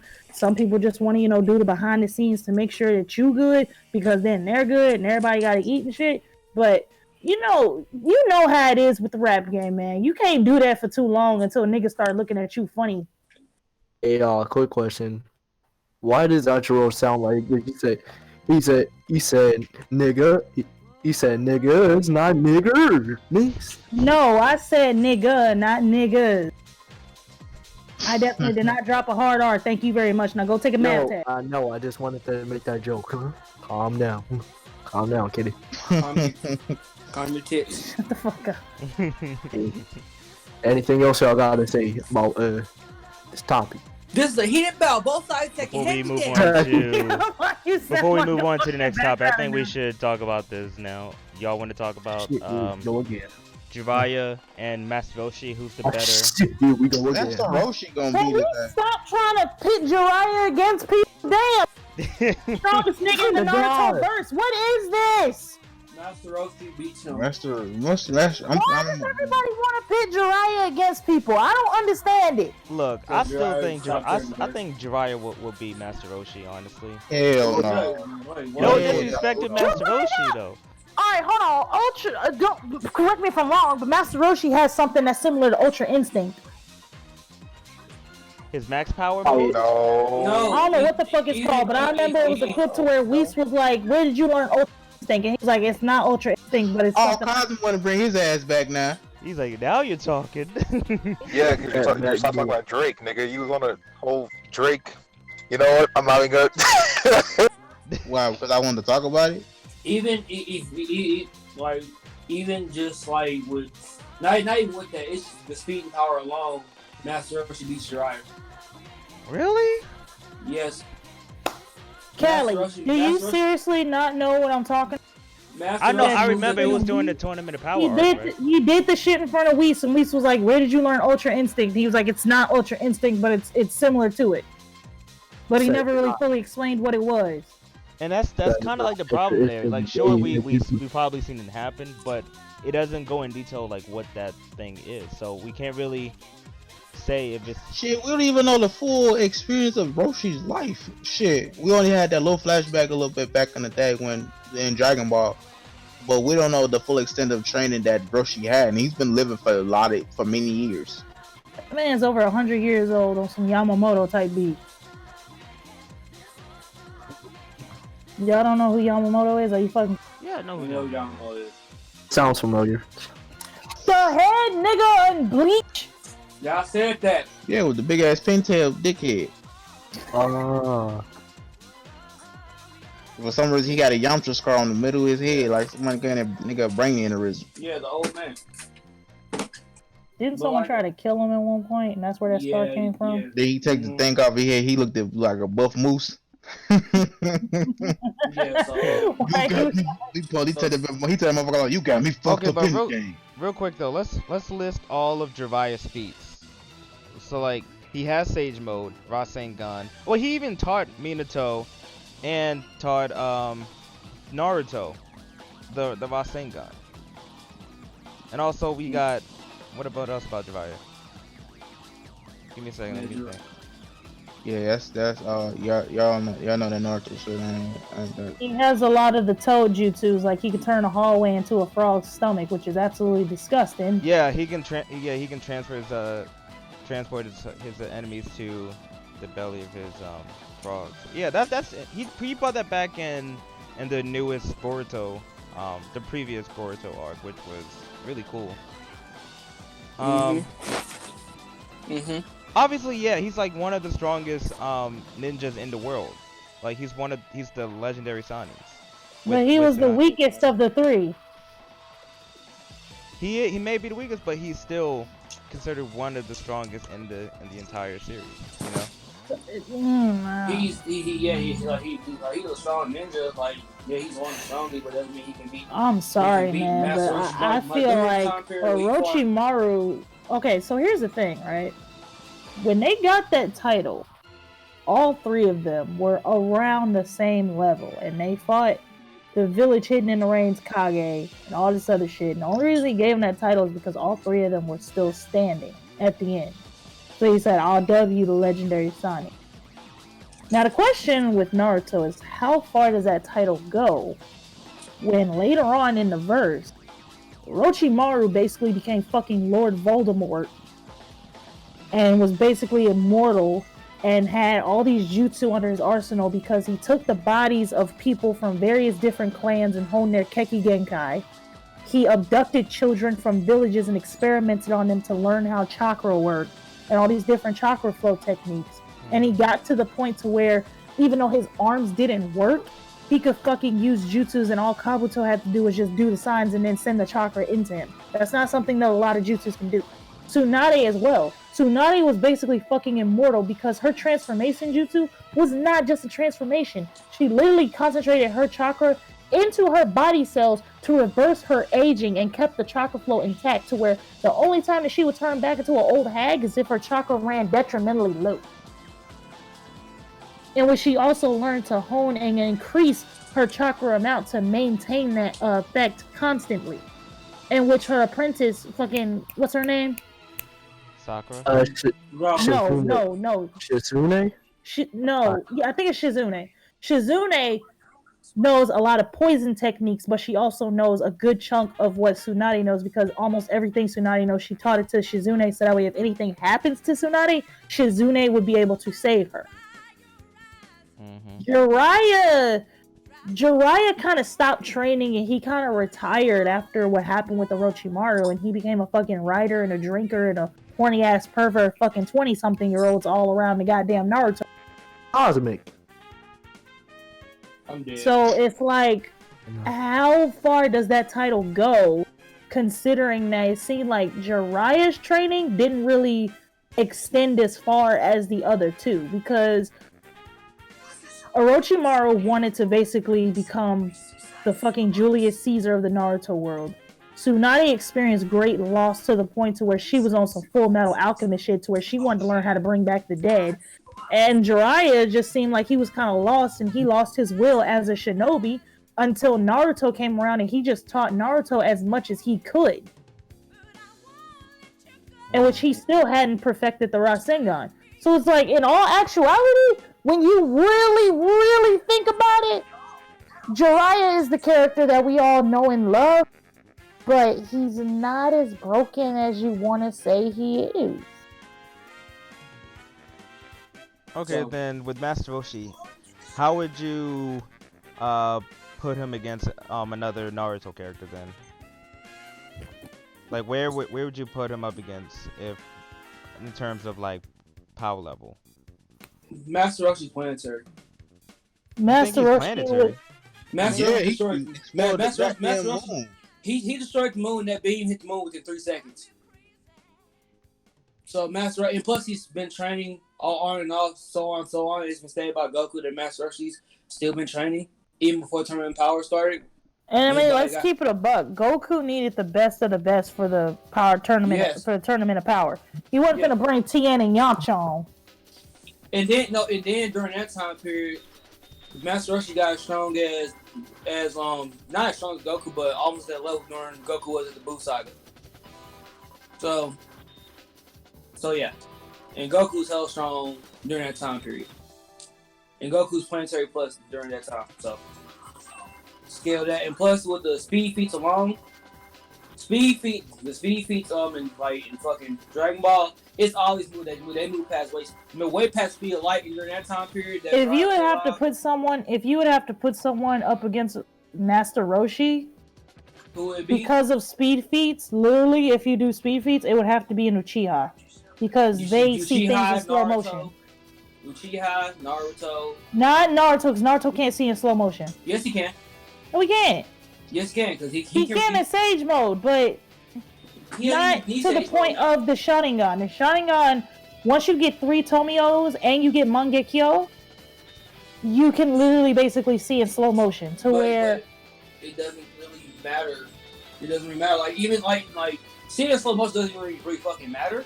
Because yes, it does, because it means that you can see your opponent. Because when Naruto, you have to remember, in the Sasuke versus Naruto fight, Sasuke couldn't fucking see what Naruto was doing until he got that 3rd Tomio, which is the reason why Naruto was running a fade with his ass. Guess what? Once he was able to fucking see him, then he was able to block his moves and be like, alright, bet. It didn't really help Mr. Putin either when he still got his ass beat and still getting slowed up by Naruto, and he had the short Rinnegan guy still would wait past. That final fight ended in a tie though. They blew both their fucking arms off. Naruto won that fight. No, they didn't. It was a tie. They both blew their arms off. It was basically a tie between Naruto and Sasuke. And when the Sharingan and Chidori clashed that final time, they blew both their fucking arms off. They were completely out of chakra. They fell over, and their blood flows connected on some gay shit. How is that gay? You gonna love each other and become blood brothers. Shit. And then I could also argue with you. Why you doing me like that, Sasuke? I love you. Get the barbecue sauce. I love you. What we're talking about now. Master Roshi versus Jiraiya, who's stronger? Master Oh my Roshi. god. Why is this a topic? Thank you. I don't know. That's why I'm quiet. I mean, someone That's said my last fault. During week the that we time should period, bring it up. Master Roshi fought when fucking Jiraiya fought the pain. Y'all supposed to talk about All Might that versus nigga Max B was scaled to a Jiraiya. lightning timer. Was it All Might versus Jiraiya or was it Master Hey, it was Roshi? All Might versus Jiraiya. Well, we can bring that up no. too. We can Oh, go We so on. already Either way, settled that Jiraiya All Might's can't going beat to shit. win because Jiraiya's gonna run out of chakra. In his prime, yes, but if it's running on Embers and passing out to Deku, it's more favorable in Jiraiya's case, but it could also be a tie. Yeah, that it could be a tie if he's running on Embers. Still has all for one. I mean, one for all. Shit, tomato, motherfucker. If he still has one for all, even after his energy, he still has a good. Even after his injury, he still has a good chance of winning against Jiraiya because Jiraiya can't take hits. And that's what we discussed. Jiraiya would have to dodge all those hits. He takes one hit from All Might, that's it. Just like I said, the real big nigga with the fat ass cinder block mallet fist who was on the path of pain, when he hit Jiraiya didn't get up for a good ass minute. Why is this a topic? But Spirit, why do you disagree? This is dumb. What did I disagree with? No, he agrees that Roshi would beat Jiraiya, and Callie was like, "Really?" We're like, Nigga, "Yes, nigga, really." Literally, like even base speed alone, like during the time period, like I said, in certain power, them niggas moving past speed of light plus. While This ain't during that going time period, nowhere. during the time period when Jiraiya fought the pain, the pains only fucking react to like 5,000 something like past the speed of sound. Dude, That's get that Seth the programmer shit out of here. I get the count. Oh shit. I don't care. Jiraiya lost predominantly because he got laid the fuck out and they jumped that nigga He got cramped. on some gang type shit. And then it didn't help. It didn't help since he's not Master Sage. He loses chakra way faster than anybody else. So go figure. He killed himself. This nigga 6 people. I mean, we honestly in the Dragon Ball series, we not rarely, but we don't often see Master Roshi handling business unless like something minor happens. You know? Yeah, I think the best moments that we had of him was during the Tournament of Power arc, but with Dragon Ball and Z, it's like, what else accomplished have we seen him do in the series? Because I can't really think about. He gets big and strong and he put fire out. Physically, man. Oh, and also, we seen Master Roshi fighting against the Frieza soldiers during the Resurrection F movie. The Frieza soldiers, so of course he's gonna win. Like, what the Aren't fuck? Frieza soldiers almost the equivalent to skeletons in video games? Exactly. They're the equivalents of the Cybermen almost. I think the Cybermen are stronger than the Frieza soldiers. Oh, I was about to say. I said the Cybermen can even win against them. When you think about it. Probably, yeah. Not anything else to say about I mean, for somebody that has training, yeah, but you still need to have some form of strength to do that. It can't no regular person just beat a Frieza soldier. Yeah, That's true. Yeah, but still, you know, Frieza soldiers, they're like the en masse of fighting, like the fucking generic. One, yeah, maybe, but a group of them, you're gonna have some trouble. Cause what's the only other people that might have a chance of being Frieza soldiers? Probably, I'm gonna say, I'm stretching and being nice, probably Videl and Hercule. Oh, they getting stomped. No, I think Videl would have a better chance than her. Yeah, have a better chance. The one fight Videl had, she lost. Shut your ass up. Stop bringing it up, god damn it. No, please. I will always know. They Every fuck time her you ass try to up. say that Videl, That's because Popovich. This is Bro, what we're not gonna that do. is because We're not gonna Popovich was beef. possessed by poverty. That's the only reason why. They would still whoop. You gotta Them niggas stop. If it was, You are if fanboy, Popovich right? wasn't possessed by poverty, she will beat Popovich. But it's the fact Vidal's that so little. Callie, No. Callie. You're blinded by Callie, your fanboy. I hate to have to say this. But Eno could beat Videl. We're not gonna sit here and act like Videl can beat a Frieza soldier. That's Fucking your cat. Eno could beat Unbelievable. Videl. Oh no, Bucko. Huh? You don't think it's possible that Videl could beat a Frieza soldier? So you telling me Videl can't beat Kui? You talking about the dude that Vegeta blew up? You think No. Videl can't beat up? Yeah. No, because Q moves faster than her. What? He would Cosmic, blitz her. leave this chat Videl now. better hurry up and fly her ass behind Gohan. When Gohan has to hold way back, Gohan has to hold way back before he moves with it. Because he can punch out. Gohan will use 1% of his energy to beat a pool, Frieza soldiers, freaking. Who else? A pool, who else? I don't know. But you're not finna sit here and act like Videl can beat any of the Frieza soldiers. Because you're just capping. You're blinded She by could. him. I think You're a she fanboy. could. Man, y'all are If given blinded enough time and training, yeah. I mean, Like, girls, they like, learn like, how to you're fight. not- learn how to Enough time and training?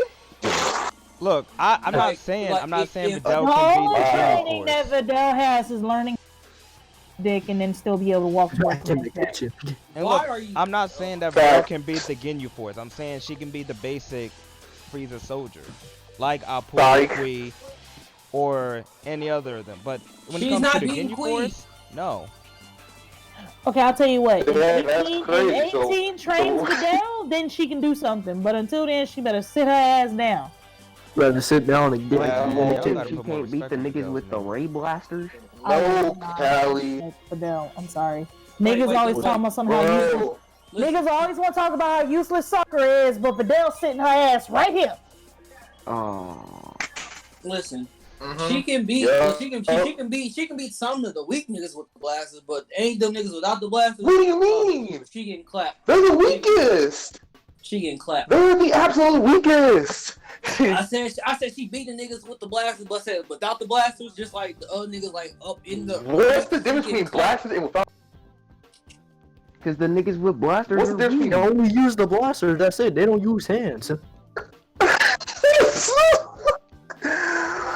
Oh man, that's crazy. Oh, cause she even dodge the blaster fire? Cause the only thing she can dodge is bullets. So like, If she No, can dodge she can bullets, dodge what makes you bullets. think she can? Actually, she can dodge bullets. So it would be no different from a she was a great sailor. blaster. I mean, the speed of energy, light, Nigga. Change Show me a topic. Change slow topic, ray Callie. Please change. Changing the topic, yeah. Yeah, I don't even know why I talk about this. That's crazy. With the Alright. But Exactly. Dale cannot react to feel like nah. Alright, so we're gonna move on to talk about, since we're still in the topic of anime, let's go ahead and talk about Kakarot for a little bit. So Hey. Kakarot is confirmed to have 35. I'm not talking to none of you niggas when the game come out. Shut the fuck 35 up. to 40 Okay, hours of the main story, and then it's going to be at least 100 hours of the entire game. Are you including sure? the subquest. Nigga, it was Are a you confirmation sure? about that, nigga. The fuck you talking Hold on. about? I don't think P-Man's going to lose. Whoa! See, man. Yeah, I saw that. That was pretty Don't do that, because that's I've pretty been good. actively pursuing the game and actually covering it. You just not trying to get into the game, bro. Don't do Hold that. on. So I have a quick No, question I about this didn't. whole. I have a quick question about this thing. Wait, what's going on? Now, They're eating ass. so from what I've been seeing from the stuff that B-Man has been posting and stuff, it really looks like this game is built to where you are not going to be able to just zoom through the main campaign. Like, you're gonna have to stop and do some side shit Yeah. to get to where you need to get to in order to be able to beat that next boss, because you're not playing fighters or Budokai Tenkaichi, bitch. You actually have stats. Yes, That's the and they beauty of confirmed in the JRPG. beginning of the I game love you're not gonna grinding. give all your skills. You're gonna actually play in the perspective of Goku. You're gonna have to train. You're gonna have to go around, look for materials and everything like that, and use it to upgrade your attack and unlock other skills. The element of RPG is actually in the game. I So, love I that. did not Man. I feel like people. Okay, so this is where I feel like people are having a hard time processing this for a Dragon Ball game, because of they're so used to shit like the Budokai Tenkaichi, Dragon Ball Fighters, yada yada. I'll go down the list. And which this game does have a visual appeal of like the Budokai Tenkaichi and the Xenoverse shit. So I feel like when they hear those kind of numbers, they're like, when they first look at the game, they're gonna think that, okay, it's a fighting game first with RPG aspects second, when in all actuality it looks like it's gonna be an RPG game with fighting aspects second. And they're not really going to process it until they get their hands on the game. Mm-hmm. Like, you could sit here and you could tell them the same shit all over and over and over again, but because of what they've already been preconditioned to anticipate with a Dragon Ball game, they're not going to listen until they actually get their fucking hands. Yeah. I mean, like I told Callie before, like, this would be the only Dragon Ball Z game that will actually feel like you're in the anime, because the other ones feel like normal fighting games with Dragon Ball Z characters, but this one feels like you're in a Dragon Ball Z episode. And on the topic of are they showing a little too much like gameplay, I'm gonna be honest, yes, actually, because we want to experience this ourselves, and we're kind of like getting a lot of gameplay. Yeah, and let's talk about. I want to do a comparison real quick, because in movies they show too much in trailers. Like this, at least before the release of the movie, they show at least 2 to 3 trailers, and they're about 3 minutes long. Now, and then total, that's like 9 minutes of trailers. And 9 minutes out of what? 3 hours? I mean, what's 2 yeah, hours? but it's the way they construct the trailers where it's like you basically know the movie. Now They back ain't to do that. What movies are you watching where they doing that shit at? Amazing Ninja Spider-Man 2. Definitely- See, I Amazing don't give a Spider-Man fuck about 2. Amazing Spider. See, I don't give a fuck about Amazing Spider-Man. Well, I'm Yeah. giving you examples though. It's like the Amazing Spider-Man 2. It was. Aren't the Amazing Spider-Man movies kind of the weakest in the MCU anyway? It's not in the They're MCU. not. It was made by Sony. Yeah, see? But I was just No, giving they're examples because garbage fire. But no. trailers nowadays, they are showing too much. And now with Kakarot, I understand you have to advertise your product. I get that. But it's like it's almost every day they're coming out with new gameplay. That's footage. just Japan doing that. Because if you think about all the cutscenes that's been shown, all been in Japanese. That's just Japan doing that shit. I think that's the thing about Japan. I feel too. like they have to because they are very much trying to push the agenda of this is not a Dragon Ball fighting game. Yeah, but also it's also Japan. They do tend to show a lot in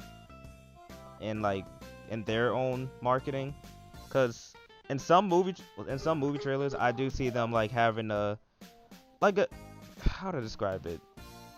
The trailers that they have it does seem very chronological, you know, like they're giving you like character dialogues, and then you see a bunch of action in between those character dialogues, and it just seemed like, is this? I know they got advertising things, but it's kind of weird. But yeah. I think the reason they're showing a lot of advertisements because if you think about it, the whole time this game been announced, it really wasn't a lot of information around this game until actually close to release date. Because before the name was called Kakarot, it was always called Project Z, and everybody assumed that the game was just gonna cover Dragon Ball to Dragon Ball Z until the Frieza arc, until they start actually talking about the game close to release or certain events that was occurring, like, hey, here's the actual list of the game, this and the third, because everybody was having so much doubts and like, oh, this game gonna not have a lot of content, this and the third. So like, okay, let's go and clear the air real quick. This is what the name of the game is. This is what we're gonna have going forward. Y'all niggas shut the fuck up and let us do our job. And I think people, they don't give CC2 their respect when it comes to story mode games. Yeah. Because I think they really need to sell it because a lot of people aren't interested because they're like, Ooga Booga fighting game, please. And they don't want to play a story This driven nigga game. said Ooga Ooga Booga. Booga. Yeah, and going on with and I'm gonna talk about this in my DBZ video I want to do, that I have an idea that I want to do before the game come out, is that majority of, let's say, a good portion of Dragon Ball Z titles that we've ever seen that's been released in our previous lives and our life as well, because you know games came out before we was born, whatever, DBZ, is that it always been fighting based games. There's not really a handful of games that were like story driven games, and if they were, they always was in fighting format. Think about it, Budokai, Tenkaichi, all of them always had story, but they were always in fighting. It was a fighting game just with story, whereas this is actually authentic story based game where you're playing as a specific character as well as others to, you know, relive the actual authentic Dragon Ball story. The closest we ever had this in a long time was the GBA games, which was Legacy of Goku, Boost Theory. All of them games was the closest thing we had to a story-driven game with RPG elements on there. And look how long that was. Infinite World is still considered a fighting game. Alright. We talking about like actually story-driven games. Alright. Free roaming, stuff like that. What game actually had that? The GBA games. Legacy of Goku, Boost Theory, all of them games had that free roam, that freedom where you had to train, you had to get these things, material, stuff like that to get stronger. Shout out to That's Boost basically Theory what that is, but in a console form. And a step further. Oh, we can mention sagas, but that shit's trash. Fuck that game. Wait. What sagas? Oh yeah. Dragon Ball Z sagas. That game It's is not trash. existing, Kyle. That game's trash. Oh, but one nigga in here likes that game. That game thinks that game's godly, but it's whatever. Some That game stupid was ass ass. nigga. That game was ass. Fuck That that. game ass, like, But like, I broke it when my mom gave it to me. but we don't really have and One Piece had a chance to kind of break that mold, but they fell short. Are you talking about World Seeker? Yeah. Talking about that game having no NPCs and all stores being empty, and it's just. When they first announced it, it looked interesting. I'm like, oh shit, this looks pretty visually appealing because it kind of caught my attention. And so I'm like, oh, I might have to kind of check this out. And then the game released, and it was like, bruh. Now, they showed gameplay of Vegeta roaming around in the city, and even though at some parts it might look kind of dead, but it looked like it's a lot more effort put into NPCs and a lot more liveliness in the game than One Piece. It looked like One Piece just didn't do nothing at all. At least when you went like in the city or something, you see cars moving, people paying, doing their own thing, people chilling, like a real city would. And Dragon Ball always kind of had that little detail in some of the games, like even in Budokai, when you was like Budokai 2 was one example, like when you will run around on the little chessboard and you would kind of see the background, like the cars moving in the back, like that little level of detail kind of adding to the game. Like, oh, I'm in the West City, or I'm in Satan City, shit like that. Those little things adds more immersions to the game, and we want that. You know what I'm saying? Who cares about the fights? I don't care about that shit. I want to know the level of detailing that you're gonna add, since you want this to be authentic and you want us to really live. If we living in the eyes of a character, that means we need to see everything that's in front of us. That's like you in my eyes, and you want to see, oh, well, what's this? What's that? What's this in the third? That's what we need, the best way possible. So I feel like we're gonna get that with this game. I think the problem is that we've been conditioned for so long that everything has to be made a certain way, and it shouldn't be like that. And it's been even proven with with single player games. With God of War is a big example from 2018 being the game of the year, and that shows that people still like story driven games, no matter what the genre is. If it's a good story and it has good action, it has all these things essentially to make it engaging for the consumer, they're gonna pay for it. Period, point blank.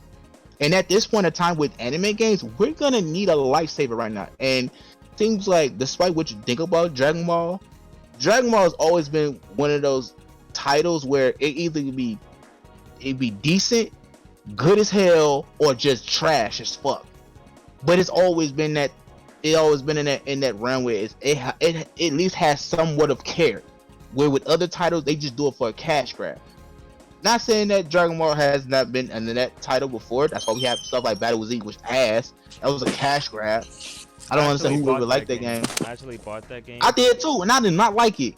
I took that shit nigga, I bought World Secret just to give it a try. But real quick though, speaking on Battle of Z, like I think Battle Z overall the game is pretty bad. It is, but there's some fun to be had. It's fun, but it's not something you want to play alone. It doesn't last long. It's only fun with friends. That's it. Yeah. When you purchase something, shut up. Xenoverse is actually good. Fuck Xenoverse, man. Which one? Xenoverse. One or two. But hold on, but real quick. Oh, you don't go ahead, Electric. Go ahead. Go ahead. Kakarot is like gonna be like probably the second best fucking Dragon Ball game in years, besides like Fighters or something, bro. Cause you got something like Xenoverse where you can beat the game in like fucking probably in an hour or something, bro. Like that. We're not saying an hour. No, wow. You'll say an hour. As far as Xenoverse actually, bro, like when you make a new character and you wanna unlock flying and shit, you can just go roll through a story. Like if you wanna sit through the cutscenes, I guess it'll be like it's gonna be easy because you already know what to expect. But to a person that never played it, it's gonna be a bit longer. Yeah, I remember when I first played Xenoverse. When I first played Xenoverse 1. That shit was hard to play at first. Because it's the fact you had to level up your characters, and like you outside of the story, you have to do parallel quests to level up. You gotta do parallel to level on character, and that's I was gonna give an example. Like I played Evil Within 1 on my first try on PS3, and it took me almost a week to beat it. When I beat that game, I ended up playing the game and ended up beating that bitch in one day, literally in a day. Because I knew all the trial and error that I had from the first experience, I ended up knowing how to do everything the second time. And I beat that bitch in one day. And Sans were broken. Yeah, Sans were broken. And Sans was very broken. Yeah. Unlimited fucking keys, spamming attacks and all that shit. The first one, first Sans was broken in the first one. They had unlimited key and shit. Niggas was spamming fucking ultimates all day. Shit, I was doing it. Fuck it. Niggas, I was doing that one death beam move that fucking Frieza had, bruh. Imagine doing that shit until your key ran out, bruh. You had more holes in your body than Swiss cheese, and he was gone. I fought online that like playing Sand, he had that same Frieza move, right? And this nigga had 12 bars of key. It was over. It was over. But real quick, go ahead, Kev. I haven't seen this much detail in a Dragon Ball story mode, really. Yeah, we can say Xenoverse had, you know, a very... Nah, I wouldn't say it was detailed, but I would say in terms of the focus, I would say Budokai 1 had a really good focus on the main storyline of Dragon. Like the first 3 sagas. That game was hard as hell to play though. The actual game is... That's why it's not my favorite. But in terms of the story mode, it's very detailed. Yeah, for the time, yeah. Yeah, for that time.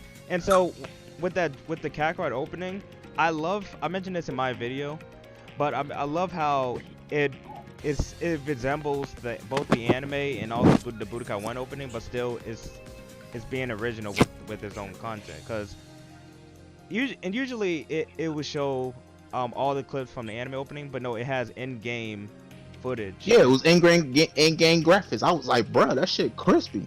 That shit, yeah, like they really like going all in, like putting their time efforts into this shit. That's why I feel like the game gonna sell. It's gonna sell like hotcakes. It's gonna sell. And now everyone that's been talking shit about the game, they're gonna buy it regardless and say, "Oh my god, this is actually really good." Yeah, because I was reading, I was on Twitter earlier. I was reading some of the comments, and it was like, I still don't feel like I'm sold enough on this game. It looks like it's not gonna be that great. Because it's not. Because it was a screen. What it was a screenshot of Frieza. Not Frieza. Goku making a certain face. Remember the face he made when he looked at Frieza when he did that fuck shit? Nigga, all games gonna look kind of bad at first because it's in alpha. You can't. Everybody was like, it doesn't even look like the manga or the anime version of it. I'm like, so you're saying Xenoverse games look like the manga? Make it better. Is that what they're trying to say? Does Xenoverse games look like the manga? No, it doesn't. So shut up. Oh, no. They want everything to be to the top team, but it's like, bruh, is we gonna spend so much time? If it looks good enough, then it's good enough. I feel like it's enough level. You could look at it like, okay, they put a level enough detail to look like it's close enough to it. Everybody not gonna spend a whole week working on one goddamn fucking scene. It's dumb.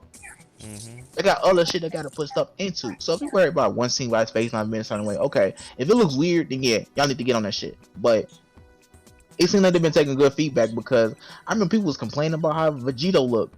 Super Saiyan Vegeta. I'm like, how does he look bad? He looks fine to me. Oh, his head looks slant. Oh, he looked retarded. What is he talking about? Your bitch ass just ain't pressure enough to get it. If you just don't want the game, then just say it. Quit coming up with some stupid ass reason that you don't want the game. All they're doing is just trying to start a trend to hate on the game, and so. I already played the story multiple times. I don't need to play it again. They're just trying to get the clicks and get clout. That's all they're trying to do. They're trying to be the #1 most liked tweet on Twitter. That's all they're trying to do. Say the most hateful thing about the most recent game and get the most clout. That's all they're doing. That's all. Stop it, anime Twitter. I'm not. Niggas just that's what I'm like. That's what I'm like. The game going. I feel like the game. That's why I like kind of been. Game because I feel like we need a saving grace for anime games right now. All majority of anime games that's been coming out have been ass. Naruto games need to get more love. Y'all keep getting mobile games. That's terrible. Yeah. Give y'all mobile games and shit. Seriously. RIP to our Naruto stand, nigga. For real. Like Jump ass was ass. I don't give a fuck what nobody say. That was a cash grab. That game came on first day broken. You know, it's cash grab too. Like the game is still pretty terrible. What game? J-Stars. That game was pretty terrible. J-Stars is fun. I don't care when nobody. J-Stars or Jump Force, nigga? J-Stars. Like J-Stars was fun even though it was trash. Like we're saying that Jump Force was a trash game, but so was J-Stars. I don't know, can it seemed like understand everybody the was charge, but it was fun. coming in their pants over J-Stars. Nah. No. I bought it. I played it. I had a good amount of fun, but I feel like I only tweet. have I that. feel I like only it's- have J Stars to have as a collection of Yeah. anime games. That's about it. seriously. But what I was gonna. Oh yeah. So I feel like we need a really good saving grace for the anime games as a whole, and it's like I feel like this is a trend that every anime game that comes out does not have to be an arena fighter. They need to change up that trend with that shit. That shit's annoying. Seriously, like I don't want to play arena fighter. I don't want to play online with friends all the time or playing against people because they're so toxic. Yeah, They're I so want to be toxic. antisocial for once when it comes to my video Usually games. the Yeah. games are trash too. But there's like they only put their resources mostly on multiplayer and not the story shit. And I really hate that question that a lot of that anime Twitter even asks. Whenever a new anime game comes out, first question that person asks is there multiplayer? If you don't, There's the multiplayer, man. Because you gonna be that first toxic thing that's been like. The story gotta be sexy. That's all I care about. Exactly. People who want multiplayer are the same ones that no life the shit out of video games and then sit there 3 days later like, what do we do now? Exactly. Well, you know- Like, wait, go get some pussy, my and then nigga. they'll give the game a bad rating because they're not having fun in multiplayer. Bro, for real, like, That go get girl- some pussy, my nigga. Like, quit being a bitch and go do something for life, bro. I'm so tired of that shit. Piss me off. Well, Yes, I you mean, can. yeah, most of the time that is a good point, but like $60 for a single player mode and not. But a it good depends on the online content mode. that's within the game, like Kakarot. Yeah, like I If mentioned. it's Kakarot and got over 2 days worth of gameplay and 100 worth in the whole game, that's great. $60 worth. I don't care. The base Fuck it. game itself, and then not tell them what the DLC is gonna be. Come Exactly. on, man. That's what I was going to say. Like, you paying DLC for fighting games and arena fighters and shit, but you got flat 60 on this over 100 hours of gameplay. Is Go that ahead. true? Cause I know on my first time, I'm finna know like the fuck out that You a game. real Like, we nigga. ain't gonna play it. What you And say? live streaming and shit. Bro, B-Man You a real end nigga, I up love growing a beard and shit. We Huh? talking about B-Man, What the what fuck I happened? said I you love say? you. I said I love you. I hope you know that, right? I'm over there looking like Kratos and shit. Boy, Boy, that was a good ass game. I ain't talking. I was none playing of y'all. Kakarot. Fuck y'all. If you ain't got Fuck. Kakarot, you getting unfriended off my friends list, nigga. Hold on, I might not have Kakarot, nigga. Might not have it first day. I might have it Yeah, first. I might not have it first day. I mean, I get it. I don't really buy games day one unless it's Final Fantasy or Cyberpunk. I don't know why. If you don't got Kakarot after a week it came out, you getting unfriended, nigga. I'll probably get it What like you say to me? I'll probably get it like the week after. That's what I usually do if it's like a game I'm heavily invested into. If Like, someone asks me if Kakarot's multiplayer, I'm hitting them in their fucking neck. because the line is going to be super They neck long me. for that game. I mean, it could be multiplayer if you. Well, I can't say that. They're children here. Oh If a wow. girl come to my house trying to play Kakarot, bitch, play with this cock while I play Kakarot. Kakarot and Wow. Oh, that's gonna be awesome. Alright, so anyone, Oh, wait, anything else? really? B-Man, it's gonna be 2 for 2. Exactly. Anything else y'all want to mention about Kakarot before we Oh, move on free to the next time. topic? I was gonna say, Play responsibly. yeah, play responsibly. You know, protect yourself. Because people might do things to you ain't got no business doing. No, but like I really feel like the game was gonna really Getting be into good. fighting Frieza and then it gets time for somebody to. Oh, Is Lord. that Frieza's Why tail? Why is it getting hot in here? Ow. Somebody open the window. It's That's gonna be great. I man. mean, there's a window over in the room or Alright, I in the got you. door. Alright, so It let's. ain't no Final Fantasy VII soundproofness. remake, but it's gonna be good. Let's talk about That Final Fantasy game remake. was fucking episodic, and I hate whoever made that decision at the Phoenix building. What the fuck were you thinking? This is not Life is Strange. Nobody's gonna pay $120 for the full experience of the fucking game. I mean, Did you just but come? That's besides the point. Yes. She did, like that was Did you just what the fuck? No, I didn't, but I did earlier while you were talking. Wait, She was what? like, yes! She was like, yes, Papa, yes! I'm Oh, yeah. Golly So nuts. let's move on to the next topic, guys. So That's So guys, listen. So Tyler Perry recently he posted a video on Twitter where he was showing off all the scripts that he made.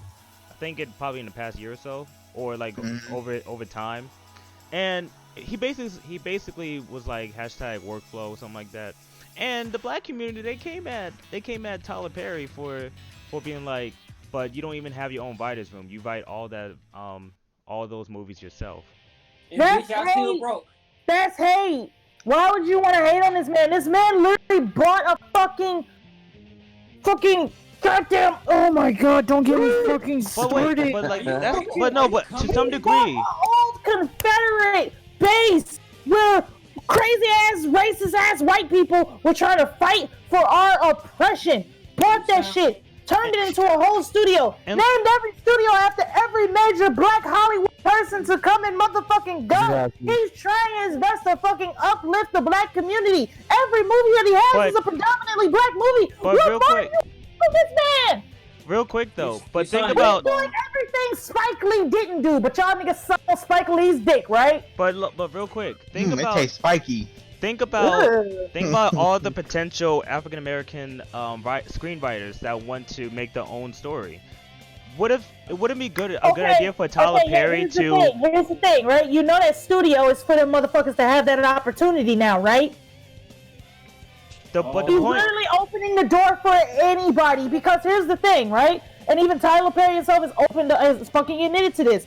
Black screenwriters have a very hard time getting their foot in the door because studios don't want to give them a chance. He didn't get that studio for himself. He got that studio for the culture, so that way niggas can have a place to come shoot your movie, do your independent film, do what you need to do to get your motherfucking foot in the door. And that's the part they don't want to fucking admit. You know a good chunk of Black Panther was filmed on that studio? I like cereal. Yeah, they talking about that? Hell no! And that pisses me off so bad. I want some Black Panther puffs. The one major black man in Hollywood that finally made a black studio, and you niggas are still mad at him? See, the thing is, look, I respect Tyler Perry for Black Panther puffs. But like, let me say this real quick. Like, don't get me wrong, I respect Tyler Perry for what he's been doing for the past like decade or so.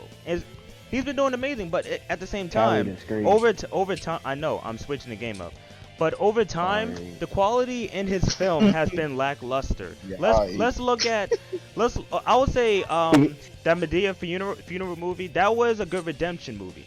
But let's look at Medea's Boo Halloween movie 1 and 2. That was god awful. Now look, I understand that Tyler Perry knows his audience. I understand that, and black people they love that type of movie. But at the same time, the quality of the comedy is kind of low. It's not really good at all. And I saw that Boo Halloween movie literally the past almost 20 to 25 minutes. Him and his characters were in one single room just roasting each other for 25 minutes. And I'm sitting there.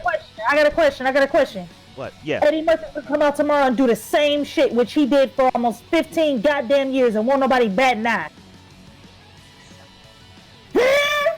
We got quiet. Look. Get your bitch ass up. Remember a movie called Nutty Fucking Professor? Had the same damn scene at the dinner table, talking shit and farting. It was all just Eddie Murphy and some fat kid. It's getting hot. Well, interesting match. Eddie Murphy can do the same shit today. Won't nobody say shit. Tyler Perry gets the same damn recipe. He get a little bit of that comedy gumbo, and motherfuckers be like, you ain't funny. Shut the fuck up. Not you, Callie, but you get what I'm saying. I know, I get what you're saying. But I'm talking about the quality of his films has been lackluster, and just having every single Eddie Murphy movie is universally panned by critics. No bullshit. There is not a single Eddie Murphy movie that critics like. All of his movies have bad ratings. But does he get nearly as much hate as Tyler Perry? No, he doesn't. And it's like, what's the difference? They both only agree to do movies that are predominantly black. They don't do movies that downgrade the black community. They both do movies that are giving other small-time black actors a chance to try to get their fucking foot in the door to get some type of screenplay so that way they can fucking eat. But Eddie Murphy does not get nearly as much hate as Tyler Perry. And the only reason I can think it is because fucking Eddie Murphy's been around longer. And people know him for his stand-up comedy first and then his movies second. The like difference Ron between Delirious. Eddie Murphy and Tyler Perry is that Tyler Perry's films, they follow the same structure and the same type of character traits for these characters. Like how many of his films where the guy in the relationship is abusive? There's literally three guys that has the same type of trait, and they do the same thing. From Family Reunion, Diary of a Mad Black Woman, and what is it? Is it Big Happy Family? I think it's Big Happy. Yeah, Big Happy Family. It was the same type of guy who abused their wife, and Medea's there to get her out of that relationship. That same story that we've seen a lot. And also, okay, and also, I'm gonna tell you a little thing, all right? That shit is all too real. That's why it never gets old. You have no idea how real that is for black women. No, I understand. And have to settle for somebody because you have two chances. You have two options. You can either sit where you are and struggle, or deal with this motherfucker who don't really love you, but he'll get you to where you want to be at. And then at some point, shit comes crashing down. And then there's that one big mama family member who can actually help you be able to learn to be a fucking independent black woman that you should have been in the first fucking place. But you didn't because that's your go home. Let me ask you this though. So what type of other black story that we can see in a Tyler Perry movie other than that same story, that same plot? Real life nigga. I mean, did you not see the movie? Fucking what's his name? Cross. What movie? Alex Cross. Yeah, Alex Cross. I seen Alex Cross. Did you not see that movie For Every Good Deed? I haven't seen Forever Good Deed. That movie completely did not follow any of his past structures. There was no abusive person. It was literally a black woman working as a janitor for a corporation that she thought was ran by a white person. She lost her apartment because the people fucked her over. She wound up having to live on the street. Her goddamn daughter couldn't keep her goddamn mouth shut, so she told the school that she couldn't eat and everything. They wound up calling Child Protective Services, and then she wound up losing custody of her kid. But then she found out that the dude that she was becoming friends with, Deeds, he was the CEO of the company. He had a daycare and everything set in place so that way she wouldn't lose her kid, but it wound up happening anyway. So he wound up helping her. He got her a fucking condo and told him, like, use this as your address so you can get your daughter back. That movie did not, there are some of his movies that fell underneath the radar, like that one, that did not follow that same structure. Now, I think that the real reason a lot of people have a problem with, they don't want to try to, look at that type of shit because they're in that situation, but they don't have a way out, or they feel like they don't have a way out, and they see that movie, and it's like, there are people who don't like The Pursuit of Happiness because it's too emotional, and that's a beautiful ass movie. Mm-hmm. So it's like, I honestly don't think that he's in the wrong for finding a structure that he feels that, because here's the thing with people, right? How do you raise a child? Through repetitive ass teaching. You gotta tell a kid the same thing a million times before they finally get it.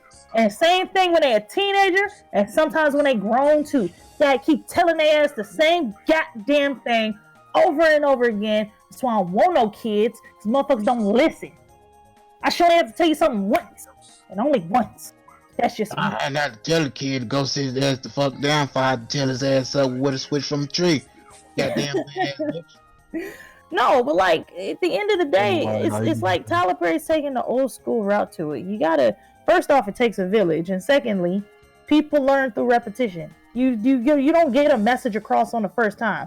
Martin Luther King had to do the same speech a million times before black people finally came together before he got killed. Right or wrong? Mm-hmm. What's wrong with Tyler Perry doing the same message over and over again to try to get the point across to black people when he knows that people don't listen on the first jump? This man has been doing plays long before he secured the bag that all had the same message. And people had no problem with him when he was in the underground doing the damn plays and shit. Nobody had a problem with that. Motherfuckers was riding the bootleg and everything off the shelf. But now that he in Hollywood, he's supposed to switch it up. No, so nigga. what's the point? Because here's the thing, it's a lose-lose situation. It's a lose-lose situation. If he switches it up, people gonna try to say that he turned his back on what got him there in the first place. If he sticks to it, people gonna try to say that he's just sitting in the same, that he's just set in his ways. So if I was Tyler Perry, I'd say fuck the haters. I'm gonna keep doing what I need to do. That's going to get me where I need to get to. That's going to pursue what my heart is telling me to pursue. So that way I can sleep at night. Tyler Perry is one of the few people in Hollywood who can't nobody say he done sold his soul. Yeah, I was late too. I see where you're coming from. Alabama type beat. Like, I don't know. I guess, like from my experience seeing his films in the past years, I said, I respected his grind. I honestly do. But you know, in terms of storytelling, I understand like abusive relationships and all the other stuff. That's part of the black experience. But there more than one. There's more than one experience within the black community than just an abusive relationship. And a lot of them is not something that he wants to put the spotlight on, like that street life, gang, drug dealing to get to where you need to get to. He doesn't want to put a spotlight on that because there's only two ways that ends: dead or in jail. Yeah, and I'm not saying he has to. I'm not saying he has to use those stereotypes to make a story. He can literally, like, he can literally just make a story about an everyday black guy going through the same stuff that any other person will do. Like people. Because, like I said, if I'm not mistaken, he did that. Didn't he make that movie with that black father who was a good father, but he was very hesitant on getting into Daddy's Little Girl? Yeah, he did, yeah. That's another one that fell under the radar. That movie was a good man. What is the shit? It was a good man. His wife died, and he refused to be into a relationship because he didn't want women coming in and out of his life. Why did I get married too? Both of the Why Did I Get Married? None of the husbands were abusive. It was just struggling marriages because no marriage is perfect. And if you really want something to work, you have to figure out a way to compromise with your partner or figure out where do we need to make a meeting point at to try to make this shit work. Talking about marriage now? No, it's just Tyler Perry Why Did I movies Get in Married general. Too? Yeah. No, both of those movies. Why Did I Get Married and Why Did I Get Married Too? No more because that nigga ain't funny no more. So I just stopped watching the movies. Sometimes it's not about being funny. Sometimes it's about a fucking message. Some stuff you see, you're probably not gonna really understand. Cause like Why Did I Get Married? Why Did I Get Married Too? It's not that what we saying is that it may not appeal to you at the moment because you're not experiencing that type of stuff. You're still, no offense, y'all still kids. So Look, it's like I know the like meaning and backstories and shit, but it's like they push the comedy in those movies so hard that it's like. And then here's another movie. Nobody's Fool, the one that came out in 2018. Y'all know Tyler Perry made that movie? I didn't see Nobody's Fool. Nobody's Fool was about two sisters. One was a corporate fucking. She was a goddamn corpo. She was a goddamn corporate person. And her sister was a constant fuck up who went to prison. She didn't want to turn her back on her sister like how they mama did. So she was trying to help her get her shit together. And her sister, being streetwise, found out that she was talking to somebody online who turned out that they weren't who who she thought they was. And she was pissed off. She's like, nah, I know you and me ain't the same, but I'm not gonna sit here and let somebody fuck my sister over. And she was trying to protect her sister, and that would lead to them bonding. Tyler Perry has a lot of fucking movies that aren't following the same goddamn message over and over again. It's just that they all fall under the fucking radar. I Can Do Bad All By Myself. That movie was Daddy's Little Girl. Good Deeds. The Single Moms Club. For Colored Girls. Fucking Gone Girl. Alex Cross. We the Peoples. Vice. Now, I actually like Alex Cross. I own that movie. It's a pretty good story. I actually enjoy that movie a lot. There's like so people try to say all his movies are the same. No, fuck, they not. I'm mainly saying the majority of the films have followed that same formula. But you said all though. It's You just the said all ones of I've them. seen. Cause yeah, I guess they just fall under the radar, and I haven't seen them. They do. So I I'm just not ain't trying to seen be 'em. that nigga, but you did say all. Okay. Tyler That's Perry all. made a lot of good movies that still fall on the radar, like the ones that show listed. Now, Daddy's yeah. Little Girls. now with the I- now with this discussion about Tyler Perry. Now He the was even a Boondocks. producer in Precious. Huh? Tyler Perry was a producer in Precious. He Let's made not talk. that? Let's talk Oh, about Precious. Producer. Precious Oh was had a damn, he so got much Cosmic Goat. Huh? Oh my gosh. but And that's I love that movie. but staying on the I know topic he of helped out. Tyler Cosmic had a good Perry. ass role. Staying on the topic of Tyler Perry. Do y'all agree that Boondocks episode about I Tyler love Perry? me some Jesus and I That love was me just some making Jesus. fun of him. That I was just know. I don't a. remember. I But don't do you- take that shit seriously. I know, but what I'm saying is, do you think that there's just some truth to it? I'm not saying you No, Not really. It's ain't a nobody Boondocks. who's name one person who's ever worked with Tyler Perry and had anything. Don't worry, I'll wait. Only motherfucking Hollywood who ever been hating on Tyler Perry is Spike Lee, because he's mad that he ain't the major black director. Wait, who the fuck is Spike Lee? What he do? Spike Whoa, Lee was the oh, biggest black. Hold on, alright, I'll explain. Wow. I don't explain pay it. attention to Spike big Lee, names. So. Spike before Tyler Perry, Spike Lee was the biggest black director and producer in Hollywood. If there was a black movie, Spike Lee has something to fucking do with it. When That Tyler shit said, Perry came Spike and Lee, beat you his know ass what off you- that goddamn pedestal, Spike Lee was mad as hell. Spike Lee been hating on this nigga for 10 years now. Spike Lee did the movies. Tyler Perry Do the Right literally Thing. Tyler Perry literally said when one of them stopped him with a mic told him how you feel about Spike Lee calling your movies old and mundane and blah blah. He said Spike Lee can kiss my ass. Damn. And Tyler Perry don't cuss. Mhm. He said Spike Lee can kiss my ass. So that should tell you something. If you want to know, Lectric, Spike Lee, he made the movies Black Klansman, Malcolm X, Do the Right Thing. Or he made racist Jesus, movies. that Jesus Shuttlesworth. He directed and directed and produced Cat Williams' comeback stand-up too. Oh, she's And gotta man- have it. She's gotta have it. Was a then, great one. And then Spike Lee directed that horrible ass movie Chirac. I saw a few of these. Yeah, he but I didn't did. see a lot of them though. Where's the I really KK? wanted to see Where's Black KKK Klansman. the movie? That shit was B-Man. fire. what about KKK? Where's KKK the movie? No, Black Oh, Klansman. Black Black Klansman. Klansman with what's his name? What that Washington dude? I forgot his name. I can't remember his first name. I wanted But to see yeah. a whole war of Negroes I'm a versus sex KKK blindfold. members. But look, Oh, y'all know that he's the director, writer, and producer of The Oval, right? That BET show about Mm-hmm. What? I know. See? I know. See, all the Oh. shit that he got, all this shit that didn't follow the same damn track, and it all fly under the fucking radar. Or I like I know like what you was talking cereal. about, Zachary. My mama watched that shit. Sisters, and then he got 2 more shows coming called Ruthless and Bruh. that's the name. yeah, Bruh. it's called bruh. Too close to home. If loving you is wrong, that Serious? That's for not- better or worse. What? That's Oh my These are all god. TV shows. These are those are his shows that don't get noticed.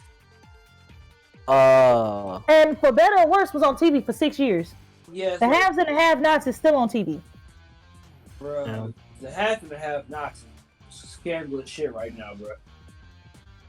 But Tyler Perry just do the same shit over and over again, right? He does it like this man makes suspenseful shit. Like the half and half nots, there's legit murder in that bitch. So That's not funny, but that's the way you said it. not funny, but it is. like literally, like Kelly said, he do the same thing. No, you could haven't seen his shit on TV. That's not the same No, thing. I seen the shows on TV. I can't remember. It's House of Pain. I seen Meet the Browns. I seen those. Okay, but that's just 2. We literally just named like 7. I'm That's just- kind of like his main shows, to be honest. Okay, no, those are not his main shows. For better or Yeah, worse, yeah. the have and have-nots, Love Thy Neighbors, The Home, The Oval Sisters, all of those are prominent ass shows. That's real. Especially The Oval. That's real. What's the name of the show? I know they made a continuation from the House of Pain. What's that one? What's that show called? I don't know. I heard about that, but I didn't think it got picked up. Yeah, I think it did because my mom was kind of watching. I saw my boy Curtis. My boy Curtis is hella funny. And this was like a continuation from the House of Pain. I think they like moved or some shit like that. And Janine and them stayed down at the one house they was at. Oh, you talking about Meet the Browns? No, I'm talking about House of Pains. There's supposed to be Okay. another show, the continuation with Curtis and whatchamacallit, his wife Ella. Ella. Yeah, House of Pain continuation show. The Pains? that's what it's called. The Pains is an The Pains is an American television sitcom that premiered January 16, 2018 on the Oprah Winfrey Network. The show was created, written, and directed by Tyler Perry and serves as a sequel to his previous show, Tyler Perry's House of Pain. Yeah. So, yeah, that's what you're talking about. I need to watch that. I didn't know it was on Winfrey's though. Yeah, he moved a lot of his shit to Oprah Winfrey Network because, he got tired of working with people. I can't say what I want to say, but I know what I'm trying to say. White people love Wayne Brady because they made Brian Gumble look like Malcolm X. But back to that Boondocks episode. Do you think it deserved to be off air? No. What do you mean? Like, do It was you just a do you think it deserved to be a parody. banned episode? It's just a fucking parody. It's just a fucking It's just a- parody. I don't see what people so goddamn But no, sensitive it's about because that. Tyler It was Perry dope. didn't like Quick it, so he question. wanted that removed. Quick question. If that was a parody and that got removed, why didn't the booty word? It didn't get removed though, because they re-aired it later. Rerun. He will bring up the booty one. How about the nigga? What? Small part with That's the like- Tyler Perry can't do shit like that because then you're asking to get all these other goddamn parodies and shit taken off TV like Mad TV, Key and Peele, the fucking Chappelle Show, and all this other shit. Like, okay, I get it. He felt offended about that because he felt like he ain't never did nothing to nobody, so he kept wondering why niggas keep on coming at me. So it's like, but at the same time, it's like the Boondocks have made fun of everybody at this point. They even made fun of Chris Brown beating Rihanna. Some pretty boy shizzy beat on his girlfriend Christiana. Christiana. Oh no.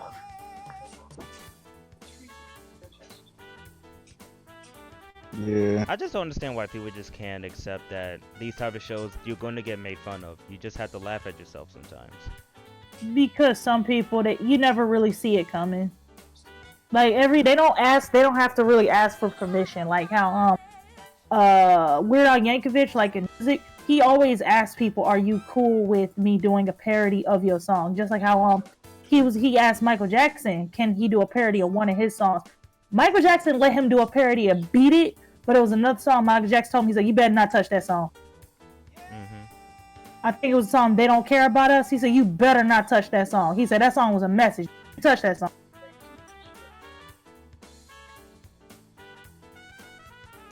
I can agree with that. Yeah. I mean, hey Chad, what do y'all think about Tyler Perry? Do you think Tyler Perry do the same film, or do you think Tyler Perry is fine? I don't know. I think I can see where you're coming from now that you mention like all these other films, because like I said, I've seen like growing up after school, I seen Meet the Browns, obviously House of Pain, and then you have his plays, and then his Medea movie. Cause that's the shit that Hollywood wanted to predominantly fucking advertise. I remember the Alex Cross commercials. I wanted to see that fucking movie, but they only fucking advertised that show. They only advertised that movie on certain fucking channels. I had cable TV at the time. Now Medea would get a commercial on every other fucking channel, but Alex Cross only got commercials on certain fucking channels like FX or TNT and all this other shit. It ain't get his advertised. And that was a good ass fucking movie. Oh, wait, have Same you seen? thing with Those Who Pray. So you seen Alex Cross, right? You seen it? Yes. Okay. Yeah. I think that's one of his. I want to say best works, but it's one of the films where he's out of his comfort zone. He's on something different. Out of his comfort zones. Yeah, exactly. I appreciated Tyler Perry for making that type of film.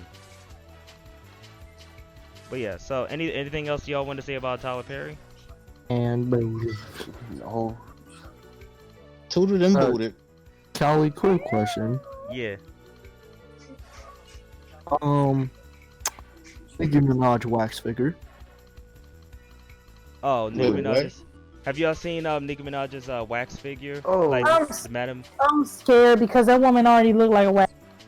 Oh, Let me- I haven't. Didn't they make one Yeah. just like that? The like, real years question ago? is this. The real question is this. Is the wax figure thick? Oh my gosh. Bruh. Look, If there's any the reason why it looks terrible, obviously because it doesn't look like Nicki Minaj, but also it's the Anaconda era Nicki Minaj. It's not. Ew. Yeah. My I anaconda. could have sworn they made my one just like that. They did, years but ago. it I think they made another wax figure for the Germany Madam. What is it, Madam Tussauds Museum? Okay, why does her face in this wax statue look like the wife from the Mummy movies? Wait, where y'all looking at? Yeah, I just Google imaged Nicki Minaj wax figure. I'll post a picture. Hold on. I don't get this. Right, everybody looking at all the action. I want to look at the action too. It's literally her figure where she used to. Yeah, I'll post a picture right now. Hold on. Duh, nigga, thank you. The 38. All right, That check- weed they just using check, for that figure general is chat. terrible. Oh Lord. You couldn't use no good weed. All right, here you go. Why her face look that? like her face look like a muskrat? What the fuck? She looks like the fucking wife from the Mummy movies. Yeah, her ass not thick enough. I'm mad. Bruh. That's the only thing you looking This at, guy. man. No. She looks like Rufus from Kim Possible. But other than Exactly. that, No, it's not even that. Hold on. I'm gonna find it. I'll be right back. I think it does not look like Nicki Minaj, and Oh, I don't know it if looked like I don't It know if looked like they a- have. No, go ahead, Ant. Sorry. Tina chick off the street. That's what Her face look like that. her face looks strong as shit. She like That's Toucan the worst Sam. statue I've ever seen. Yeah, have they made a Cardi B Exactly. wax figure yet? Oh I no. hope no. not.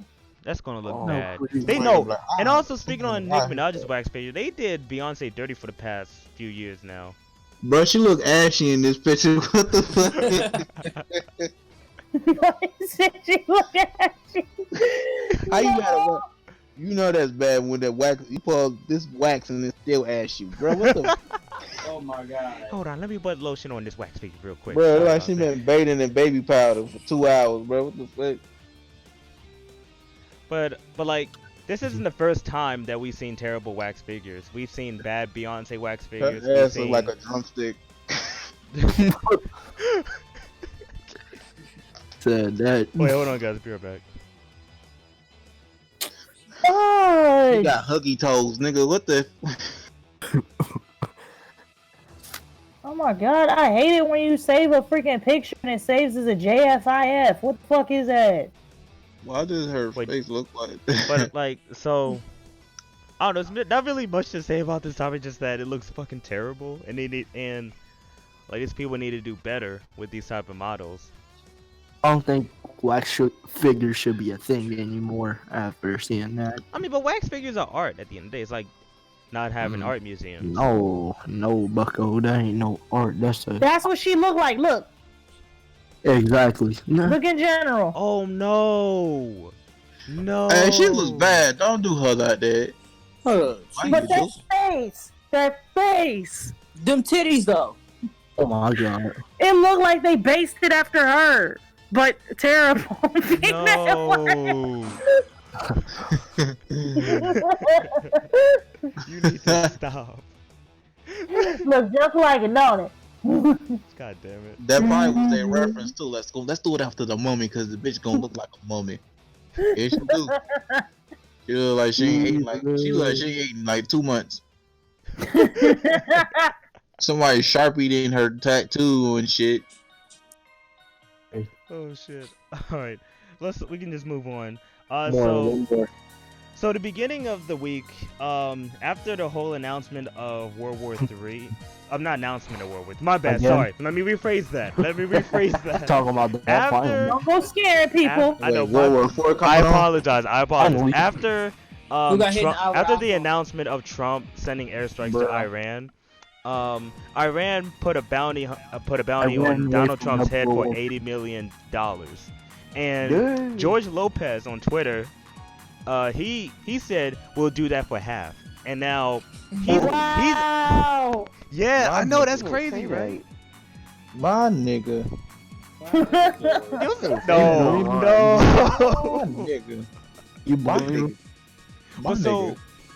after I after love this George whole Lopez. That's my nigga. after this whole situation went on, Twitter was saying, "Oh no, this is not good. Why is George Lopez doing this?" Or George Lopez should be arrested for even making this type of. I should be arrested for making these jokes, low key. But the thing is, like the law is, you can't make a threat towards the president because that's a threat towards an iconic figure.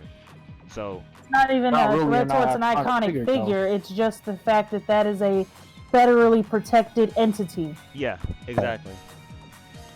But yeah, how do y'all feel about George See, Lopez but that's making this joke? crazy because that's crazy He's because gonna Donald get Trump the had made. Mexicans killed. Exactly. Ain't 100%. nobody. All right, so look, here's the thing. Depending on who situation, Donald Trump is still the president of the United States. They have yet to remove him from office. Therefore, the Secret Service and the CIA still have to do their duly justice in protecting him from threats both domestic and foreign, in which the average American is fully aware of this information, in which they're not going to try to walk up to the White House and drop kick him in the throat. Right? I got shot. In other words, can I get a bowl of cereal? That's all I'm asking. In other words, Sure, if I get to sit Fuck on you you. while you eat it. what the fuck? Interesting. Huh? What, wait, hold on. What just happened? He said for some cereal. What is wrong with you? Everything at this point. I'm not I'm even gonna mad eat with chocolate. y'all, but it's cereal. How can you make cereal sexual? How? It's I'm funny. finna pour the milk in the bowl. I've been eating chocolate. Oh wow.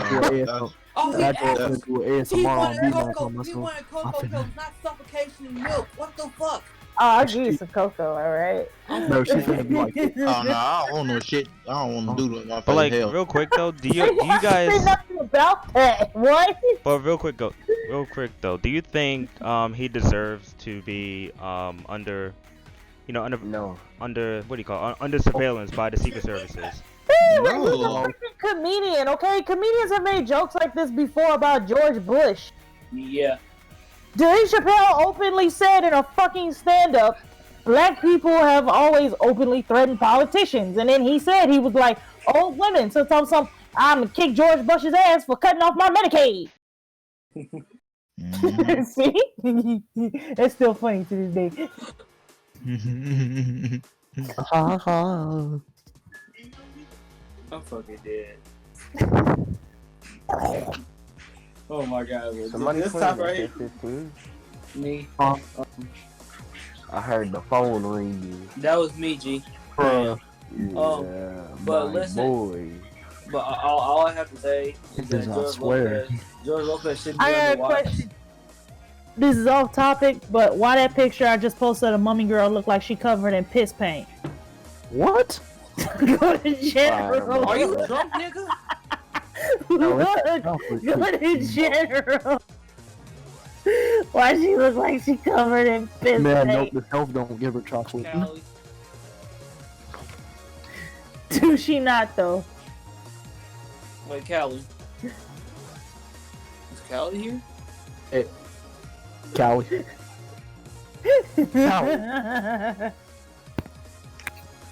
No, I said George Hey, Lopez. Like, move on to the next topic for me, Ant. Hey, I got you, my brother. Hold up, let me go on my phone real quick. Oh lord. What happened? I think Want me Callie to has to move go on? take care of something. He wants me to move on to the next topic. Alright, so Mac Miller's new album, Circles, since a post-release album coming out on the 17th, the same day as Kakarot, if I'm not mistaken. How y'all feel about that? I ain't no I fucking mean, no honestly, I don't see how that music is gonna video Yeah, Mac Miller, because not those are two post-roll. completely different industries. Who is Mac Miller? The He's a rapper. wait, what? You don't He's know a who that rapper. is? You never heard Mac Miller? No, I don't know who that is. Who is that? A white rapper. Nah, that explains it. No, he actually pretty good from what I heard. I'm not a huge fan of him, but Didn't he he has die? good songs. Mac Miller. Oh, Mac Miller. I'm thinking of the. Hold on. This I shit could've say swore he Max died Miller, last year. Alex. Ah, And I Max think Miller. and you done fucked up the whole damn announcement. God damn it. Callie better not leave you in charge no more. He put Max Miller. You said Mac I'll Miller. show you. It is Mac Miller. Nigga, that say Max Miller. Who is Max Miller? Look in Right, announcement. right. That says Max That was Miller. good, bro. Motherfucker, I know I'm I can pretty sure read. that's just a typo. It is. Okay, so why? I How is thought Mac you Miller were releasing? like, How is Mac Miller even releasing an album? Isn't he dead? the security, well, not security, his It's management. like X, just they label releasing their music still to this day and shit, man. Yeah, like, basically, how you do Tupac? what they doing? Tupac released music for a whole like Yeah, what? so 10 basically, years after he the died? studio Okay. is releasing the album. So Mac Miller actually has some songs that were completed. So a recent music video just came out. I can't remember the title of it right now, but a new music video came out just a couple of days ago. But do you think this whole trend should continue where the studio should still release an album after Wow. the death of an I an don't artist? Of course not. They should. It's really stupid. That last X album was trash. So look, here's the thing, right? The real question is where are the royalties? Exactly. Like who Royalties. has the estate? Who has the estate? Like with Prince, they couldn't find Prince's will. Michael Jackson, they found his will at the last minute, but all his stuff got put on a freeze.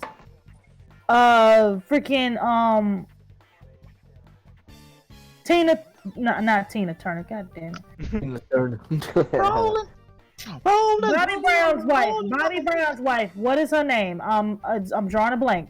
It's not relevant. No, what is Bobby Brown's wife's name? It's not Whitney Houston. Thank you, Whitney Houston. When she Uh-huh. died, her estate was supposed to go to her daughter, and then her daughter died. And what to do? So the real question is, who has the estate? I'm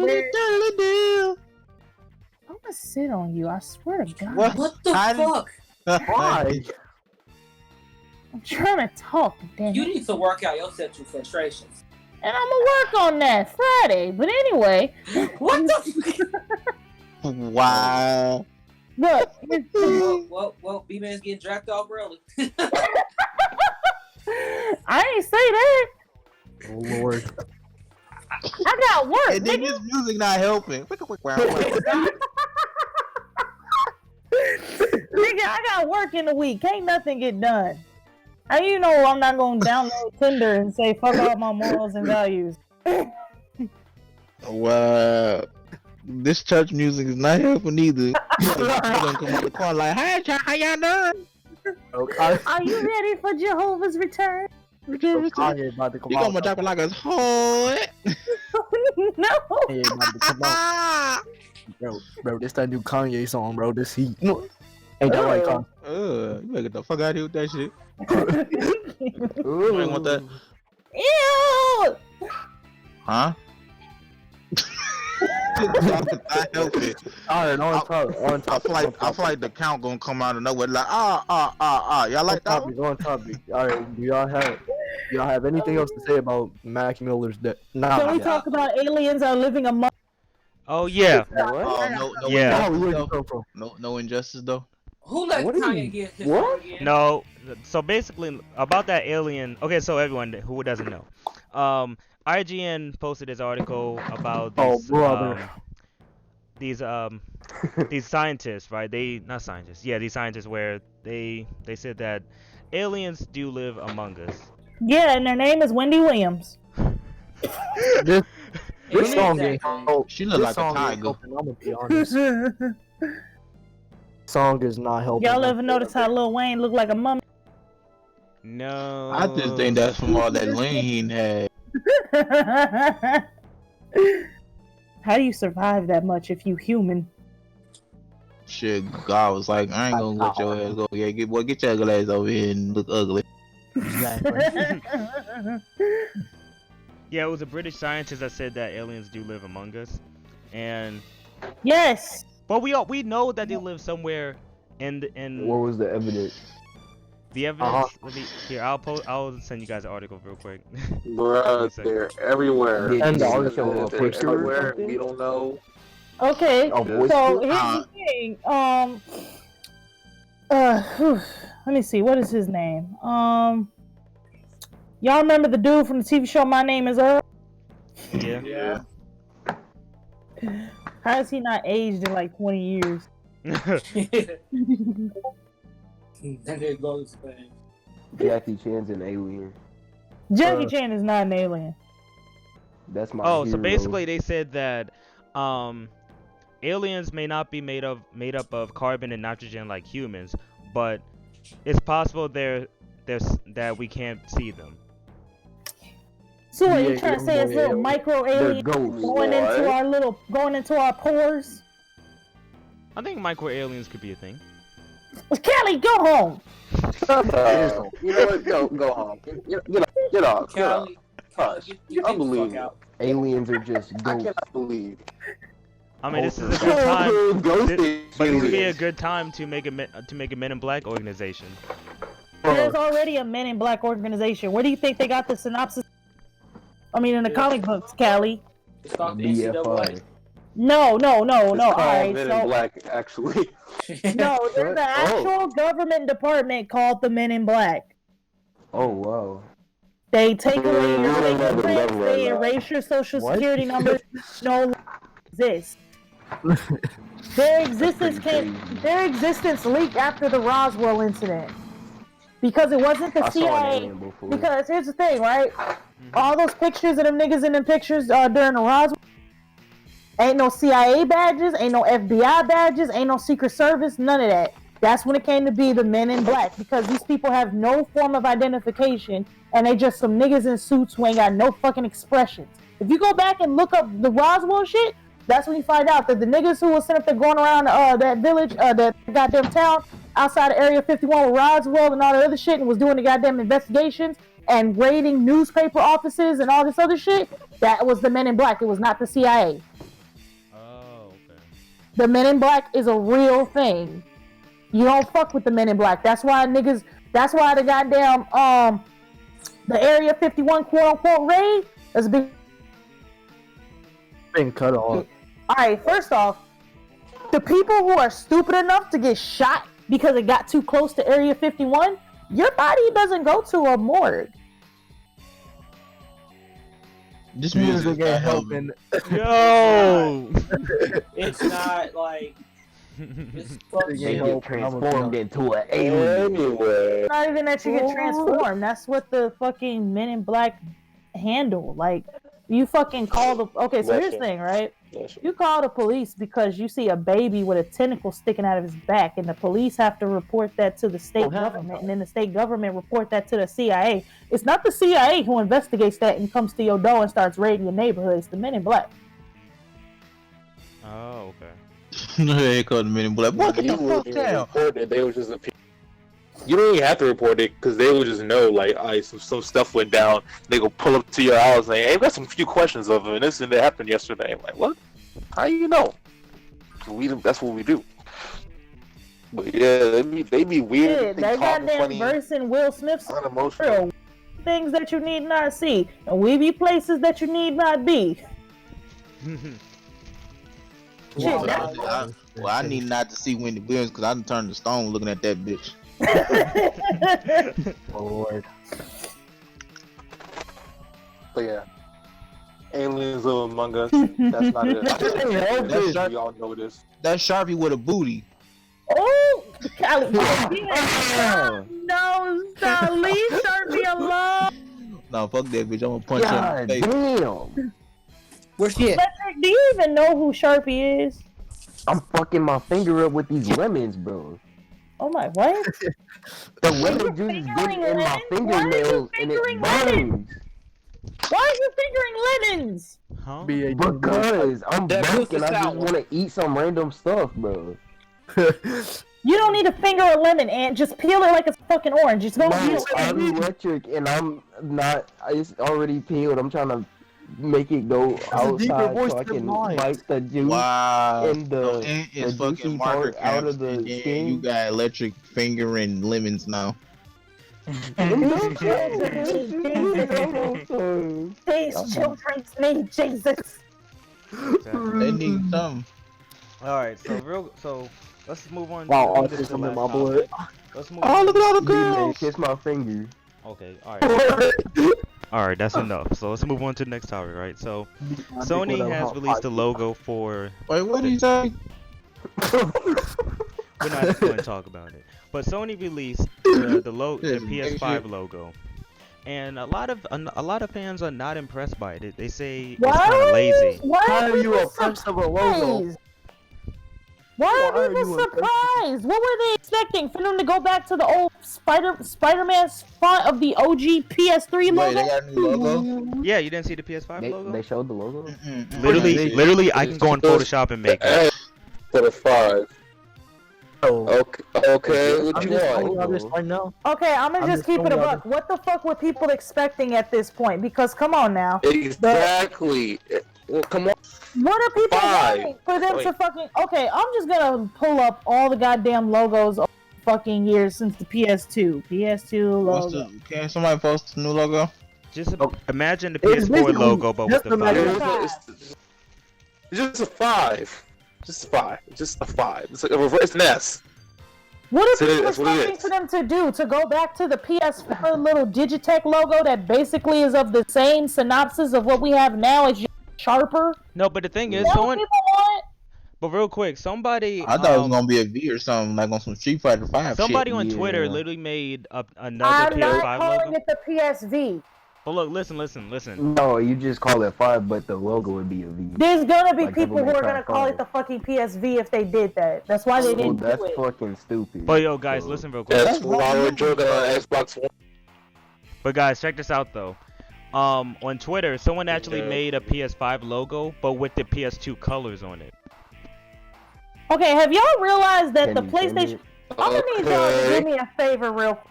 Google the PS2 logo, Google the PS3 logo, and then y'all the PS4 logo. The logos aren't really that different. What are you expecting at this point? The only thing that was really different is that they changed the edges from it being right angles to it being more curved and smoother. The only thing that was different was the OG PlayStation 3 logo was a... What is that noise?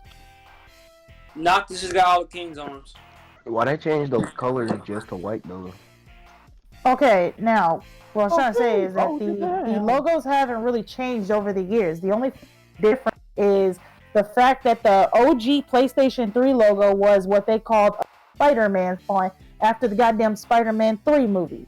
Then they changed it to that more smoother logo that a lot of niggas seem to forget about that looks exactly like the PS4 and the PS5 logo. And then if you go back and look at the PS2 and PSP logo, they're the same. They're just sharper. Like, what the fuck are people expecting right now? PS right in between a V? Because at that point, it sounds like you're saying PlayStation vagina. PlayStation pussy. Yeah, I don't know why people are mad. People need to just get up out their damn. It's- People need to get up out their fucking feelings. It's Look, the if you- formula. Like, come. We want a big refrigerator? I'm okay with the new logo. It's no problem.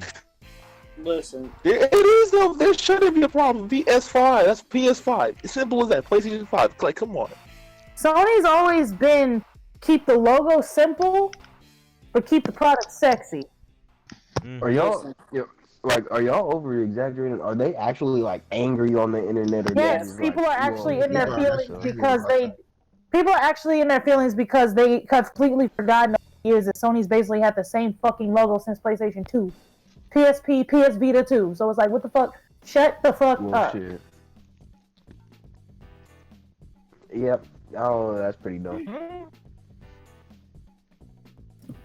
But Listen. Devil May Cry 5's logo was pretty sick, but that was a game, not a console. It doesn't really matter. I don't see why people are getting angry. Devil May Cry. Crying on the devil. All right. Oh, So, no. Oh my y'all okay God. with this PS5 logo? Do you hate it? Do you love it? What's y'all opinions on it? I'm I don't cool with care. it. That console matter. Great. Look, Wait, that wait, look. console. Let's- Look, I got 2 requests. First off, my PlayStation 5 better not blow up when I plug. And secondly, PlayStation 5 better look a hell of a lot better. That shit looks like a goddamn air conditioner and a pizza warmer. And a George Foreman grill. That looks like a goddamn universal cooking system for niggas who don't have a stove. Wait, who was like right here now with iPhone?